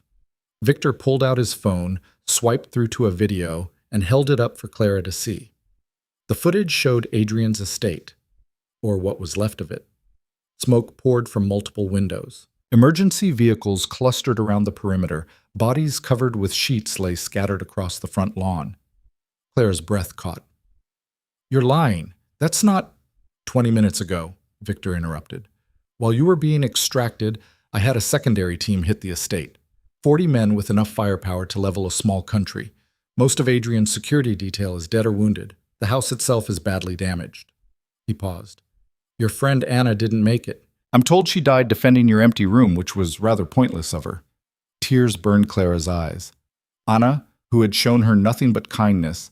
Marcus and Irina, who had fed her and made her feel less alone. All the staff who had treated her like a guest rather than a prisoner. You're a monster, she choked out. Perhaps, but I'm a monster who's winning. Victor stood, pocketing his phone. Adrian will receive proof that you're alive within the hour, along with my demands. He has 48 hours to dismantle his entire organization, transfer all assets to me, and present himself for execution. If he complies, you'll be released unharmed. And if he doesn't? Victor's smile was cold. Then I'll send him pieces of you until he does, starting with fingers and working my way up to more vital parts. He left before Clara could respond, the door slamming shut behind him.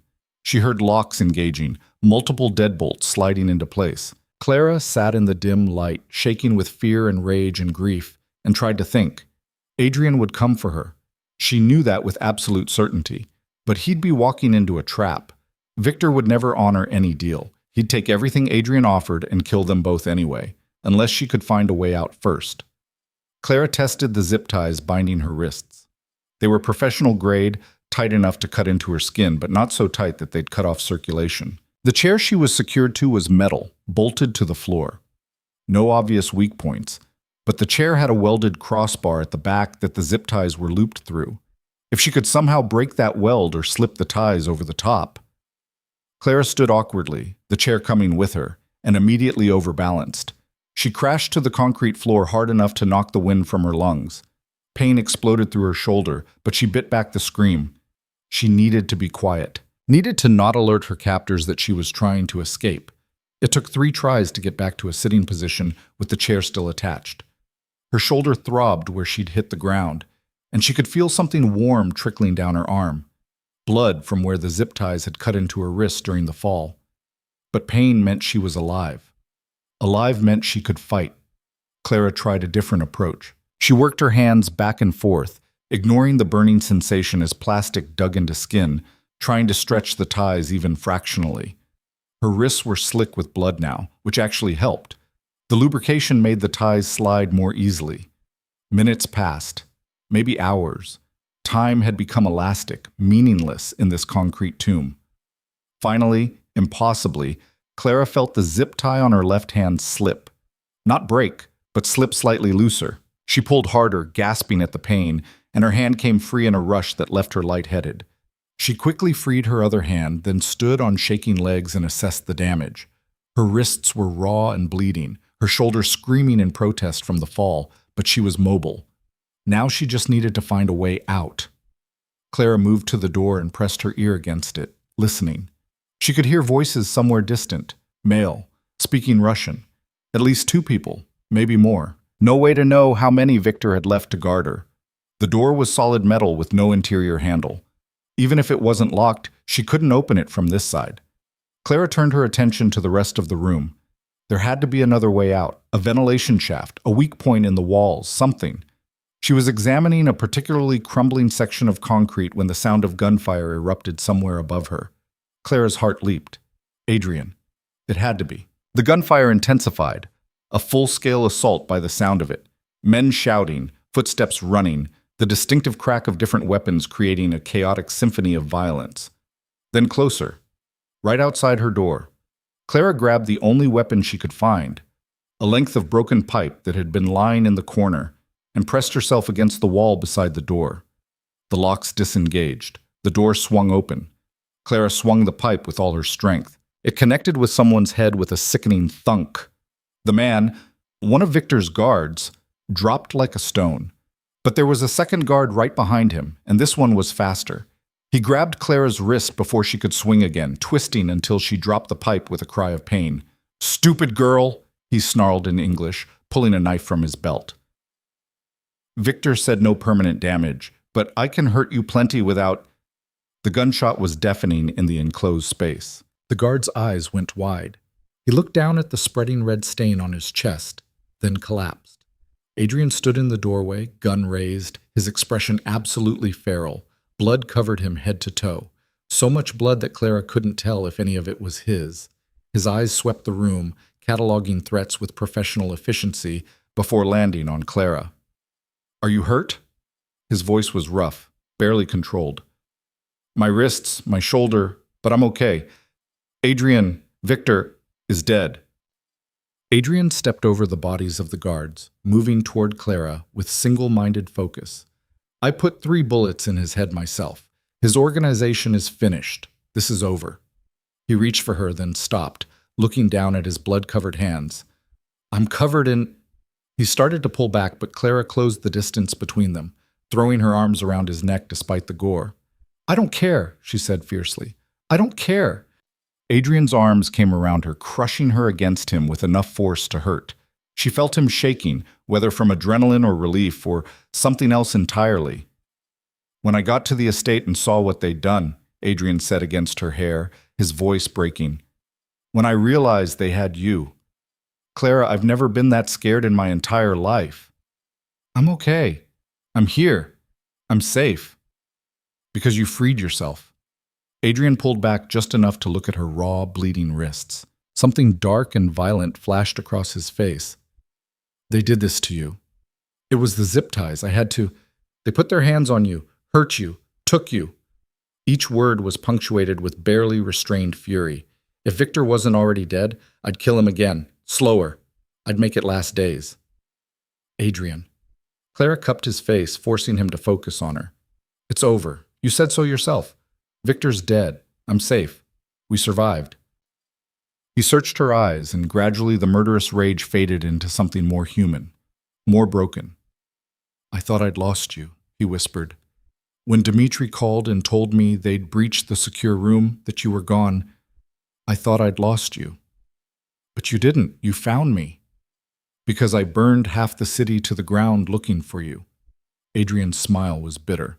"I tortured 3 of Victor's men before one of them finally gave me this location. I killed everyone between me and this room. Everyone, Clara. I didn't give them a chance to surrender. I needed to get to you." Clara understood what he was telling her, understood the line he'd crossed, the monster he'd become to save her.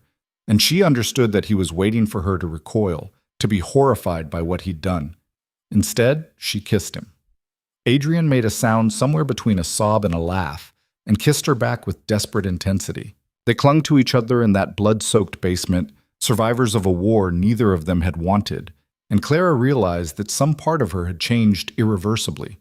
She'd looked into the darkness and chosen to step into it rather than away from it, because standing in the light without Adrian felt lonelier than any shadow. "We need to go," Adrian said eventually, pulling back reluctantly. "The police will be here soon. I've called in favors to delay them, but we don't have much time." He led her out of the basement and up a narrow staircase. The building above was carnage. Bodies sprawled in hallways, walls riddled with bullet holes, the acrid smell of gunpowder thick in the air. Clara tried not to look too closely at the faces of the dead. Outside, 3 black SUVs were waiting, engines running.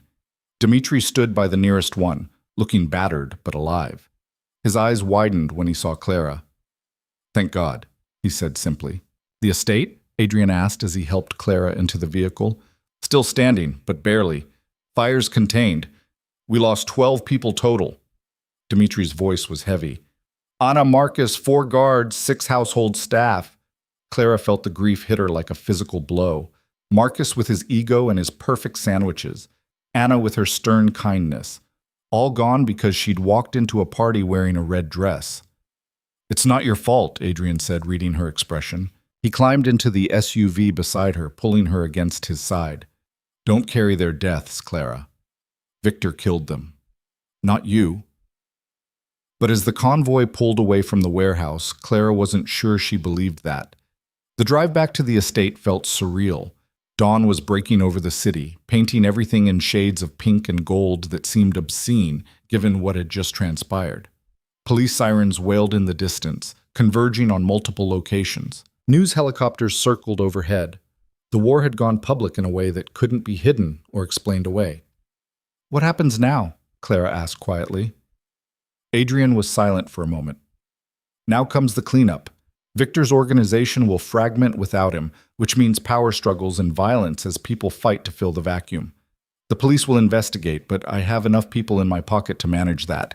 And we—" He trailed off. "We what?" "We figure out what comes next." Adrian looked down at her, his expression unreadable. "Victor's dead, which means you're no longer in immediate danger. I'll still have enemies, but none with the resources or motivation to target you specifically, which means you can leave. Go back to your old life. Be free of all this." Clara's chest tightened. "Is that what you want?" "What I want is irrelevant. This is about what's best for you." "Let me decide what's best for me." Clara pulled away slightly so she could meet his eyes. "Do you want me to leave?" Adrian's jaw worked. "No," he admitted finally. "I want you to stay. I want to wake up next to you every morning and fall asleep next to you every night. I want to teach you to shoot so you can protect yourself. I want to take you to places that aren't crime scenes or safe houses.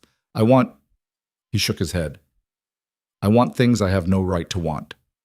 "What if I want them too?" "Then you're making a terrible decision." But there was hope in his voice, fragile and desperate. "Probably," Clara agreed. "But I've spent my entire life being invisible, being safe, being forgettable. And it was empty, Adrian. So completely empty. Then you saw me and everything changed. I became visible, dangerous, alive. You almost died. But I didn't. We didn't." Clara took his hand, lacing their fingers together despite the dried blood on both of them. "I'm not saying I understand your world or that I'm comfortable with the violence. I'm not saying I can just forget what happened or pretend it was okay. But I'm saying I want to try. To see if there's a way forward that doesn't involve me running away from the first real thing I've felt in years." Adrian pulled her back into his arms, holding her like she might disappear if he let go. "You're absolutely insane. Probably runs in the family now." His laugh was shaky. "We're going to have rules. Serious ones. You don't get involved in business. You get trained in self-defense and weapons. You have your own security detail. And if things get dangerous again, you leave. No arguments." "Agreed. On one condition." "What?" "You let me see all of you. Not just the parts you think are acceptable. The darkness, too. Because if I'm choosing this, I'm choosing all of it, not just the gilded cage and the nice dinners." Adrian was quiet for a long moment. "That's asking to see things that might make you leave anyway." "Then I'll leave. But at least I'll leave knowing the truth rather than running from a shadow." Clara squeezed his hand. "I need honesty, Adrian. Complete honesty. Can you give me that?" "Yes," he said finally. "It terrifies me, but yes." The estate came into view as they rounded the final turn. Clara's breath caught. One entire wing was nothing but charred framework, smoke still rising from the ruins. Emergency vehicles crowded the driveway. People in various states of injury sat on the lawn, being treated by medics. But the core of the house still stood. Damaged, but not destroyed. Rather like her, Clara thought. They pulled up to the main entrance and immediately people surrounded the SUV. Dimitri barking orders, security personnel forming a protective circle. Someone Clara didn't recognize demanding Adrian's attention. But before Adrian could step out, he turned to Clara one more time. "Last chance," he said quietly. "I can have Dimitri take you anywhere you want to go. Give you money to start over, protection until you're settled. You can walk away from all of this right now, and I won't stop you." Clara looked at the destroyed estate, the injured people, the chaos that would be her life if she stayed. Then she looked at Adrian, covered in blood, exhausted, vulnerable in a way she suspected few people ever saw. "I'm not going anywhere," she said firmly. Adrian's smile was small but genuine. "Then welcome to the rest of your life, Clara Bennett. I promise it won't be boring." "I'm counting on it." They stepped out of the SUV together, into the smoke and chaos and aftermath of war, and Clara felt something settle in her chest. Not peace exactly, not comfort, but certainty. She'd spent 26 years being invisible. She'd rather be visible and terrified than safe and alone. The aftermath of war, Clara discovered, was quieter than the war itself, but somehow more devastating. The first week passed in a blur of funerals, police interviews carefully orchestrated by Adrian's lawyers, and the slow, painful work of rebuilding. Clara attended every service for the staff who'd died protecting her, standing beside Adrian as they laid Anna and Marcus and 10 others to rest. She memorized their names, their faces in the photographs displayed beside their caskets, the grief of their families. This was the price of her survival. These were the lives traded for hers. "You don't have to torture yourself like this," Adrian said after the third funeral, watching her stare at Anna's photograph in the memorial program. "Yes, I do," Clara said quietly. "If I'm choosing this life, I need to understand what it costs, what it's already cost." Adrian didn't argue. He simply took her hand and held it while she grieved for people she'd barely known, but who'd died for her anyway. The estate repairs took longer. The destroyed wing would need to be completely rebuilt, a process that would take months. In the meantime, Adrian moved them to one of his other properties, a penthouse downtown that had better security and fewer memories. Clara helped pack her belongings from the bedroom she'd occupied for barely 2 weeks and found herself surprised by how much had accumulated. Clothes she'd never chosen, books she'd started but never finished, a life she'd been building without realizing it. "I want to go back to my apartment," Clara said one evening as they sat in the penthouse living room, city lights sprawling beneath them. "Just once, to get my things." Adrian looked up from his laptop. "Dimitri can arrange that. I'll have a team. I want to go alone." The silence that followed was heavy. "That's not possible," Adrian said finally. "Clara, we discussed this.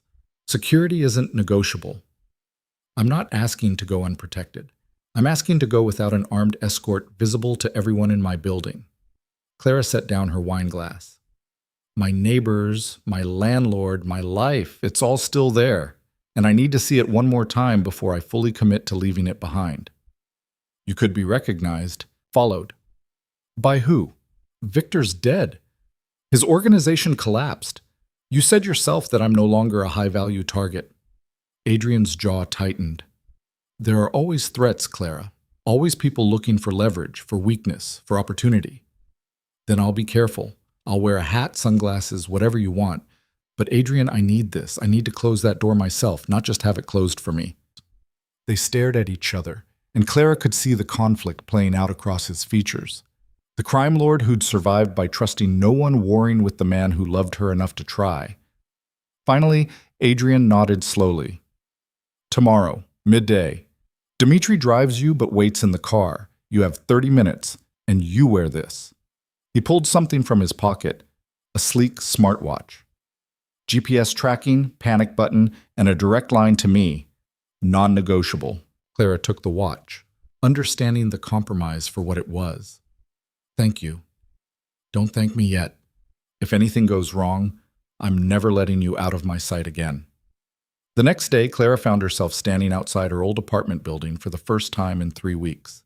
It looked exactly the same cracked sidewalk, the same faded awning, the same elderly doorman reading his newspaper. She'd lived here for 4 years, and it had always felt like a temporary stopping point rather than a home. Now it felt like visiting a museum dedicated to someone else's life. Clara let herself into the apartment and was struck immediately by how small everything was. The entire space could fit inside the penthouse living room twice over. The furniture was cheap, the walls bare except for a few forgettable prints she'd bought at a discount store. There were no photographs, no personal touches, nothing that spoke to who Clara Bennett actually was, because she hadn't been anyone, just a shadow pretending to be a person. She moved through the rooms methodically, packing clothes she actually wanted to keep, a few books, some jewelry that had belonged to her mother. Most of it she left behind, artifacts of a life that no longer fit the person she'd become. Clara was boxing up items from her bathroom when her phone rang. Not the new phone Adrian had given her, but her old one, charging on the kitchen counter where she'd left it weeks ago. The caller ID showed Meredith's name. Clara stared at it for 3 rings before answering. "Hello?" "Clara, oh my God, where have you been?" Meredith's voice was frantic with relief. "I've been calling for weeks. You just disappeared after my party, and I thought—" She broke off. "Are you okay?" "I'm fine," Clara said, which was both true and completely inadequate. "I'm sorry I didn't call. Things have been complicated." "Complicated?" "Clara, there was a gang war. People died. I saw your picture on the news. They said you were connected to Adrian Volkov." Meredith's voice dropped to a whisper. "Please tell me you're not in trouble."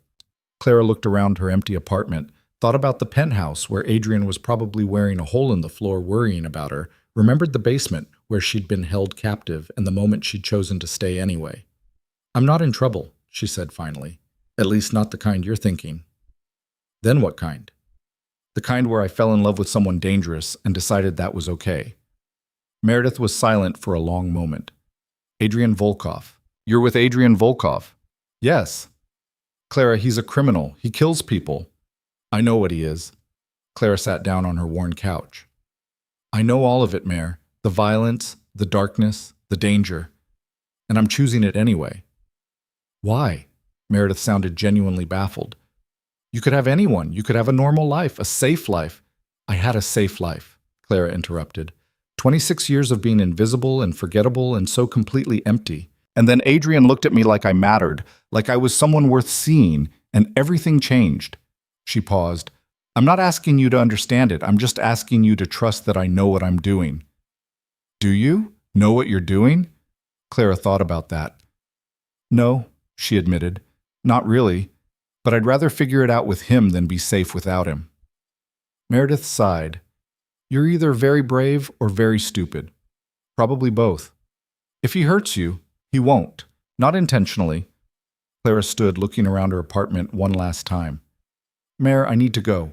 But thank you for calling, for caring, for being my friend even when I disappeared." "Will I see you again?"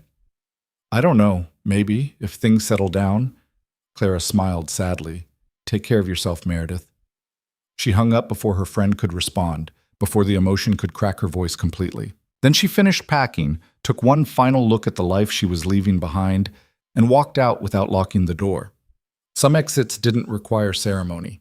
Dmitri was waiting by the car, his eyes constantly scanning the street for threats. When he saw Clara carrying only 2 boxes, his eyebrows rose. "That's everything?" he asked. "That's everything that matters," Clara confirmed. The drive back to the penthouse was quiet. Clara watched the city pass by the window and thought about the girl who'd lived in that apartment. Invisible, safe, alone.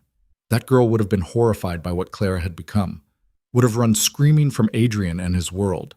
But that girl had never really been alive. Adrian was pacing when Clara entered the penthouse, and the relief on his face when he saw her was almost comical. 32 minutes, he said, checking his watch. "You went 2 minutes over." I had a phone call from Meredith." Clara set down her boxes. "She wanted to make sure I hadn't been murdered." "What did you tell her?" "The truth. That I'm choosing this. Choosing you." Clara crossed to him, took his hands. "She thinks I'm insane. She's not wrong." "Probably not." Clara rose on her toes and kissed him. "But I'm committed to this particular brand of insanity now." Adrian's arms came around her waist. "No regrets? Ask me again in 50 years. His laugh was soft. "Deal."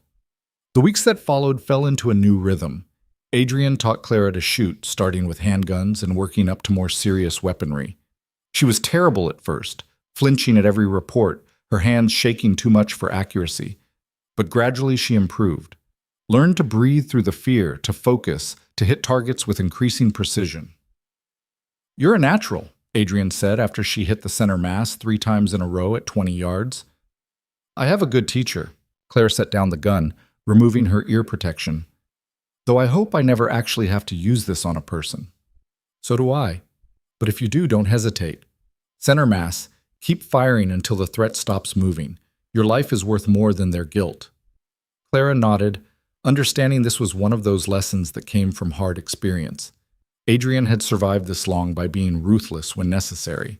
If she wanted to survive beside him, she'd need to learn the same. Dmitri became an unexpected friend. He taught Clara how to spot surveillance, how to vary her routes, how to read a room for exits and threats.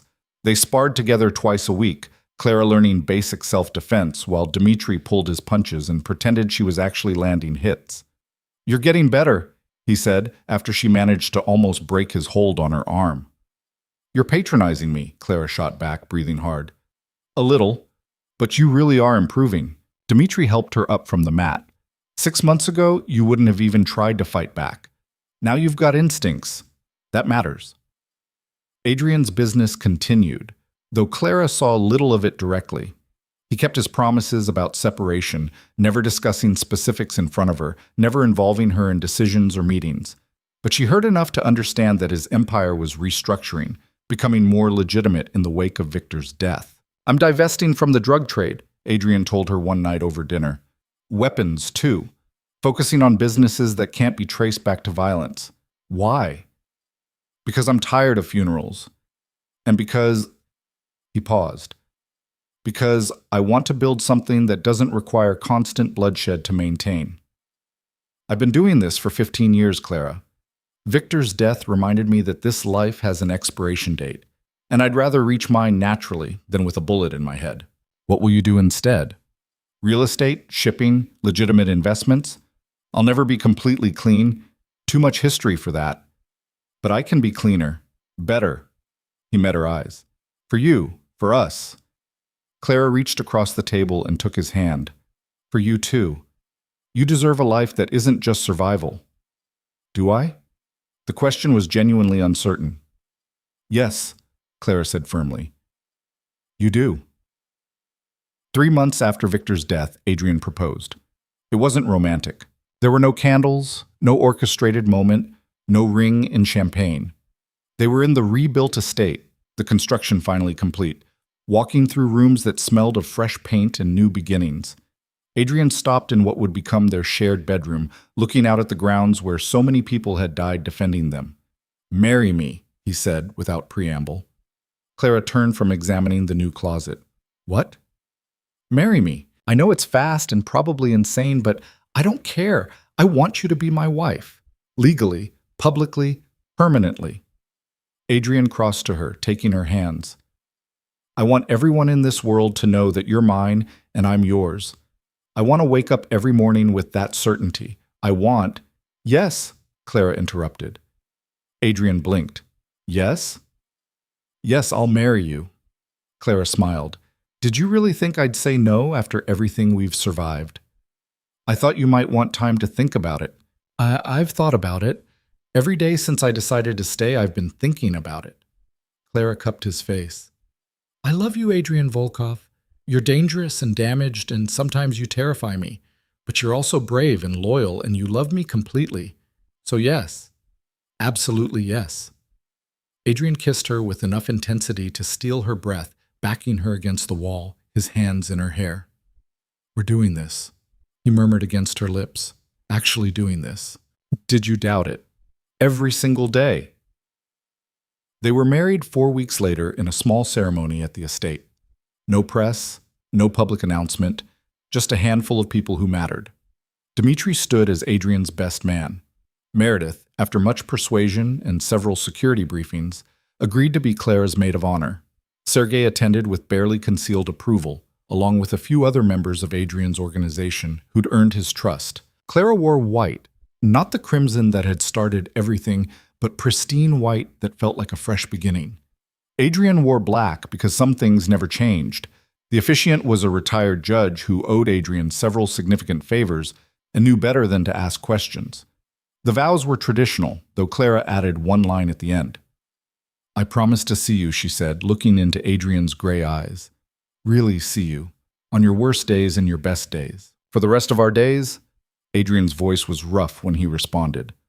"I promise to be worth seeing." When they kissed as husband and wife, everyone applauded. But Clara only heard Adrian's heartbeat against hers, steady and strong and alive. The reception was subdued by most wedding standards, but perfect for them. Marcus's replacement, a chef named Sophia, who'd apprenticed under Marcus and insisted on honoring his memory, prepared a feast. There was music, dancing, champagne that probably cost more than Clara's old apartment. Clara danced with Dmitri, who was surprisingly graceful for someone built like a tank. "You know, when boss first brought you here, I thought you'd last maybe a week," he admitted. "Figured you'd either run screaming or break down completely. I almost did, several times. But you didn't. You stayed, fought, became stronger." Dmitri spun her expertly. "You're good for him, Clara. Adrian's been alone his whole life. He needed someone who could match him, challenge him, love him despite knowing exactly what he is." "He's good for me too," Clara said softly. "I was invisible before him, empty. He made me real." "Then you saved each other." Dmitri smiled. "That's rare in this world. Hold on to it." Later, when the guests had departed and the staff was cleaning up, Adrian and Clara stood on the repaired balcony overlooking the grounds. The garden where Clara had once sat crying while planning impossible escapes now held flower beds and a fountain, beautiful and peaceful in the moonlight. "Do you regret it?" Adrian asked quietly. "Any of it?" Clara thought about the question seriously, about the fear and the violence and the people who died, about Anna and Marcus and the life she'd left behind, about the danger that would always exist at the edges of their existence. "No," she said finally. "I regret the loss of life. I regret that people were hurt because of us. But choosing you, choosing this, no regrets. Even knowing it will never be completely safe, that there will always be threats, always people who want to hurt me by hurting you, even knowing that." Clara turned to face him. "Adrian, I spent 26 years being safe and it felt like being dead. I'd rather have 10 dangerous years with you than 50 safe years alone." "You're getting way more than 10 years, Adrian said firmly. "We're doing this until we're old and gray and boring." "You could never be boring. Want to bet?" He pulled her close. "I plan to be the most boring retired crime lord in history. We'll get a dog, maybe 2, garden. I'll take up something ridiculous like golf." Clara laughed. "I'll believe it when I see it. Give me time. I'm very committed to disappointing my past self." They stood together in the darkness, and Clara thought about the night she'd worn a red dress to a party and caught the attention of a dangerous man. Thought about how a single moment had changed everything, had transformed her from invisible to vital, from empty to full. Some people would say she'd been corrupted, that Adrian had pulled her into darkness. But Clara knew the truth. She'd found light in the darkness, had found someone who saw her completely and loved her anyway, who'd burned the world to keep her safe and was now trying to rebuild it into something better. The months that followed were quieter than anything Clara had experienced since entering Adrian's world. There were no more wars, no more midnight raids, no more fear that every knock on the door might bring violence. Adrian kept his word about going legitimate. He sold off the last of his criminal enterprises, paying generous severance to everyone affected. Some adapted to the new businesses he was building. Others moved on, and Adrian let them go without interference. The transformation wasn't complete, probably never would be. Too much history. Too many connections that couldn't be completely severed. But Adrian was trying, genuinely trying, to build something that didn't require constant vigilance to maintain. Clara started taking classes at the university, finally finishing the degree she'd abandoned years ago. She studied business management with the half-formed idea that she might help Adrian run his legitimate enterprises. He'd offered her a position immediately, but she'd refused. "I want to earn it," she'd said. "Want to bring actual skills to the table, not just be the boss's wife." Adrian had respected that, though he'd also immediately hired the best tutors money could buy to support her education. They established routines, morning coffee together, discussing the day ahead. Dinners when Adrian's schedule allowed, talking about everything and nothing. Weekends at the estate, walking the grounds, planning improvements, building a life that was theirs. Clara met more of Adrian's legitimate business associates, entrepreneurs and executives who knew his history but chose to work with him anyway. She learned to navigate that world, to hold her own in conversations about markets and investments and strategic planning. But it was the quiet moments she treasured most. Adrian reading beside her in the library, their fingers intertwined, cooking together in the new kitchen Sophia had helped design. Falling asleep tangled together, safe and warm and home. One evening, nearly a year after Victor's death, Clara found Adrian in his study, staring at a photograph she'd never seen before. It showed a younger Adrian, maybe 13 or 14, standing beside an older man who shared his features. "Your father," Clara said, sitting on the edge of his desk. "Yeah." Adrian set down this photo. "He died when I was 16. Heart attack, officially, but I've always suspected it was poison. One of his enemies finally getting close enough. I'm sorry. Don't be. He was a bastard who beat me regularly and expected me to become exactly what I became." Adrian's voice was flat. "I hated him. But I also built my entire life trying to surpass him, prove I was better, stronger, more successful." "And did you? Surpass him?" "In every measurable way. Bigger empire, more money, more power." Adrian looked up at her. "But he died alone, paranoid, trusting no one, and I almost did the same thing until you walked into my life." Clara slid off the desk and into his lap, wrapping her arms around his neck. "You're not him, Adrian. You're better than him. Because you're capable of change, of growth, of love. He clearly wasn't. Sometimes I worry I'll fail you, that the violence in me will resurface, that I'll drag you back into the darkness I'm trying to leave behind. Then we'll face it together." Clara kissed his forehead. "That's what marriage means, right? Not just the good parts, but all of it." Adrian held her tighter. "I love you.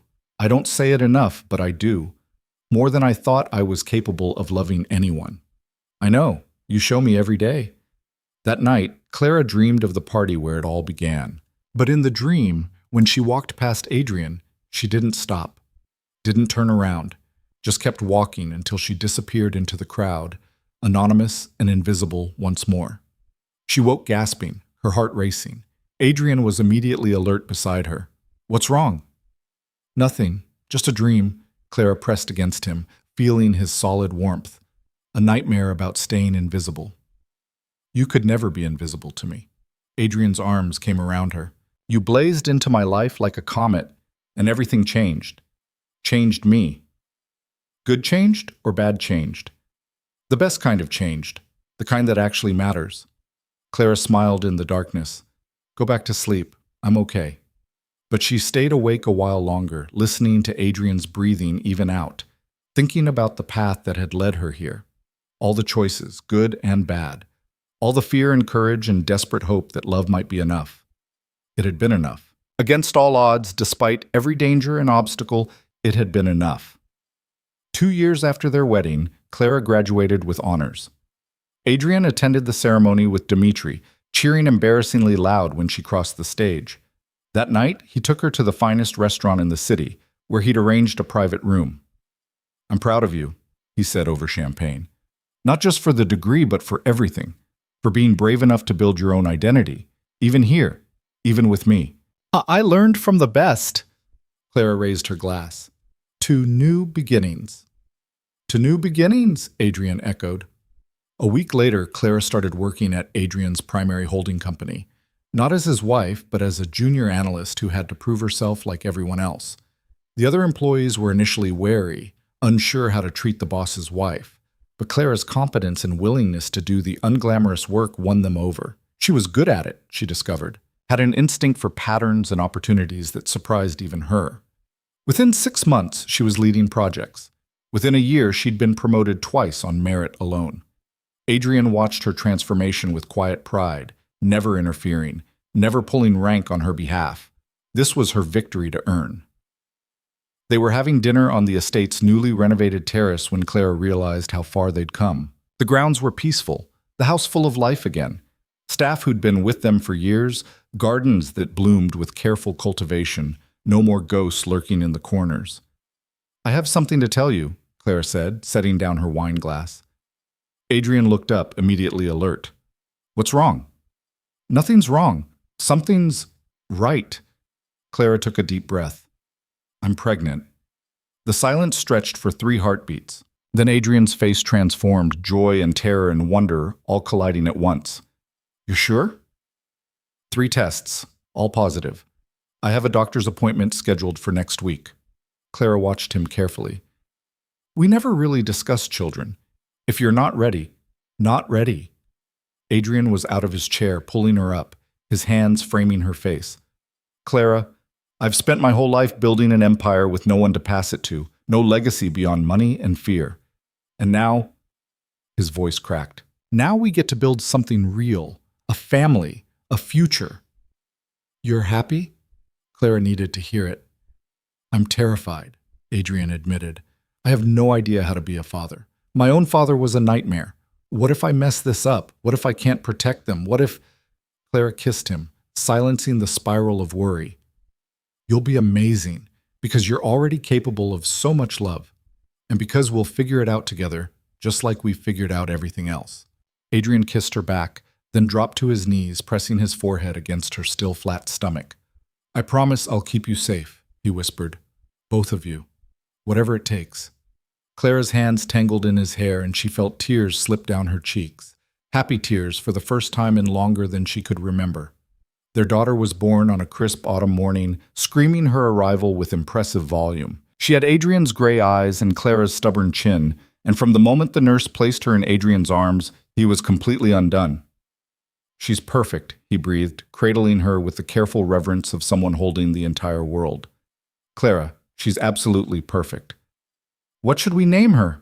Clara asked from the hospital bed, exhausted and exhilarated. Adrian looked down at the tiny face, then back at Clara. "Anna," he said softly. "After the woman who died protecting you. If you're okay with that." Fresh tears spilled down Clara's cheeks. "It's perfect." Little Anna Volkov entered the world with no knowledge of the violence that had preceded her birth, no understanding of the empire her father had built and dismantled. She was simply loved, fiercely and completely, by 2 people who'd found each other in the darkness and chosen to step into the light together. Dmitri became Uncle Dmitri, showing up with increasingly ridiculous stuffed animals and teaching Anna to say his name before she could say Dada, much to Adrian's mock outrage. Sophia taught Clara to cook traditional Russian dishes, insisting Anna should know her heritage. The estate filled with the sounds of a child growing up. Laughter and crying, and the patter of small feet on marble floors that had once echoed with gunfire. Adrian proved to be a devoted, if slightly overprotective father. He read to Anna every night, taught her to be brave but cautious, showed her that strength could be gentle and power could be used for good. Clara watched him transform from crime lord to businessman to father, and loved him more with each evolution. On Anna's 5th birthday, Clara found Adrian in his study, looking at the photograph of his own father again. "You're nothing like him," she said, coming to stand beside him. "I hope not." Adrian set down the photo. "But I worry sometimes. The violence in me, the capacity for darkness.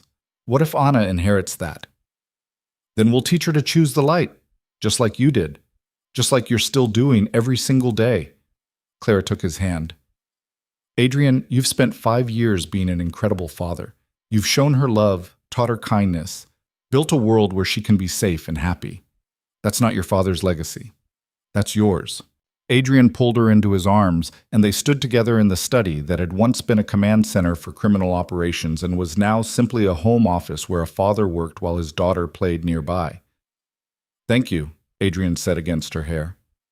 "For what?" "For seeing me. For saving me. For giving me a reason to become someone worth saving." "You were always worth saving," Clara said firmly. "You just needed to believe it." Years continued to pass, each one building on the last. Adrian's businesses thrived. Clara became a respected executive in her own right. Anna grew into a smart, confident child who knew her father had a complicated past, but loved him fiercely anyway. They faced challenges, of course. Old enemies occasionally surfaced, requiring careful management. The press sometimes dredged up Adrian's history. Anna asked difficult questions as she got older, and they answered honestly, age-appropriately together. But they weathered everything as a family, united and strong. On the 10th anniversary of the night they'd met, Adrian took Clara back to the building where the fateful party had occurred. It was under new ownership now, converted to luxury condos. But the penthouse where it all began was available for private events.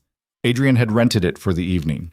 "This is where I first saw you," he said, leading her to the exact spot where she'd walked past him in that crimson dress. "Right here. You were trying so hard to be invisible, and I couldn't look away." "I was terrified," Clara admitted. "Of you, of the attention, of everything." "And now?" Clara looked around the space, remembering the girl she'd been, alone, empty, invisible. Then she looked at Adrian, thought about their daughter sleeping safely at home with Dimitri and Sophia watching over her, thought about the life they'd built from violence and fear and desperate hope. "Now I'm home," she said simply. Adrian pulled a small box from his pocket. Inside was a necklace, a simple pendant in the shape of a crimson teardrop. "I had this made from the fabric of that dress," he said, fastening it around her neck, "the one that started everything. I want you to remember that you were never truly invisible, Clara. You just needed someone to really look." "And you were never truly a monster," Clara countered, her fingers tracing the pendant. "You just needed someone to see the man beneath the reputation." They danced on the empty penthouse floor. No music except what they made between them. Two people who'd survived impossible odds and chosen each other over safety, over sanity, over everything. "Do you ever regret it?" Adrian asked, the question he'd asked 100 times over the years. "Never," Clara answered, the answer that was always true. Not for a single moment. Not even the terrifying parts? Especially not the terrifying parts, because they led here, to this, to us. Adrian kissed her as the city lights glittered around them, and Clara thought about fate and choice and the strange alchemy that transforms strangers into everything. She'd walked into a party wearing a red dress and walked out into a new life. She'd been kidnapped, threatened, terrorized, and saved. She'd fallen in love with danger and discovered it had a heartbeat.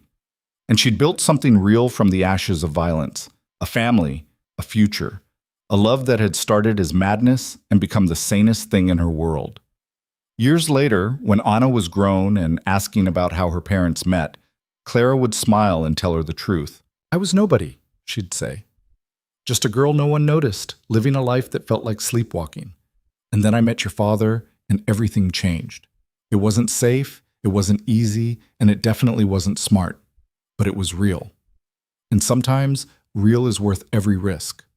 Adrian would add his own version, about a woman in a red dress who'd walked past him and shattered every wall he'd built, who'd chosen to stay when any rational person would have run, who'd transformed a crime lord into a husband and father.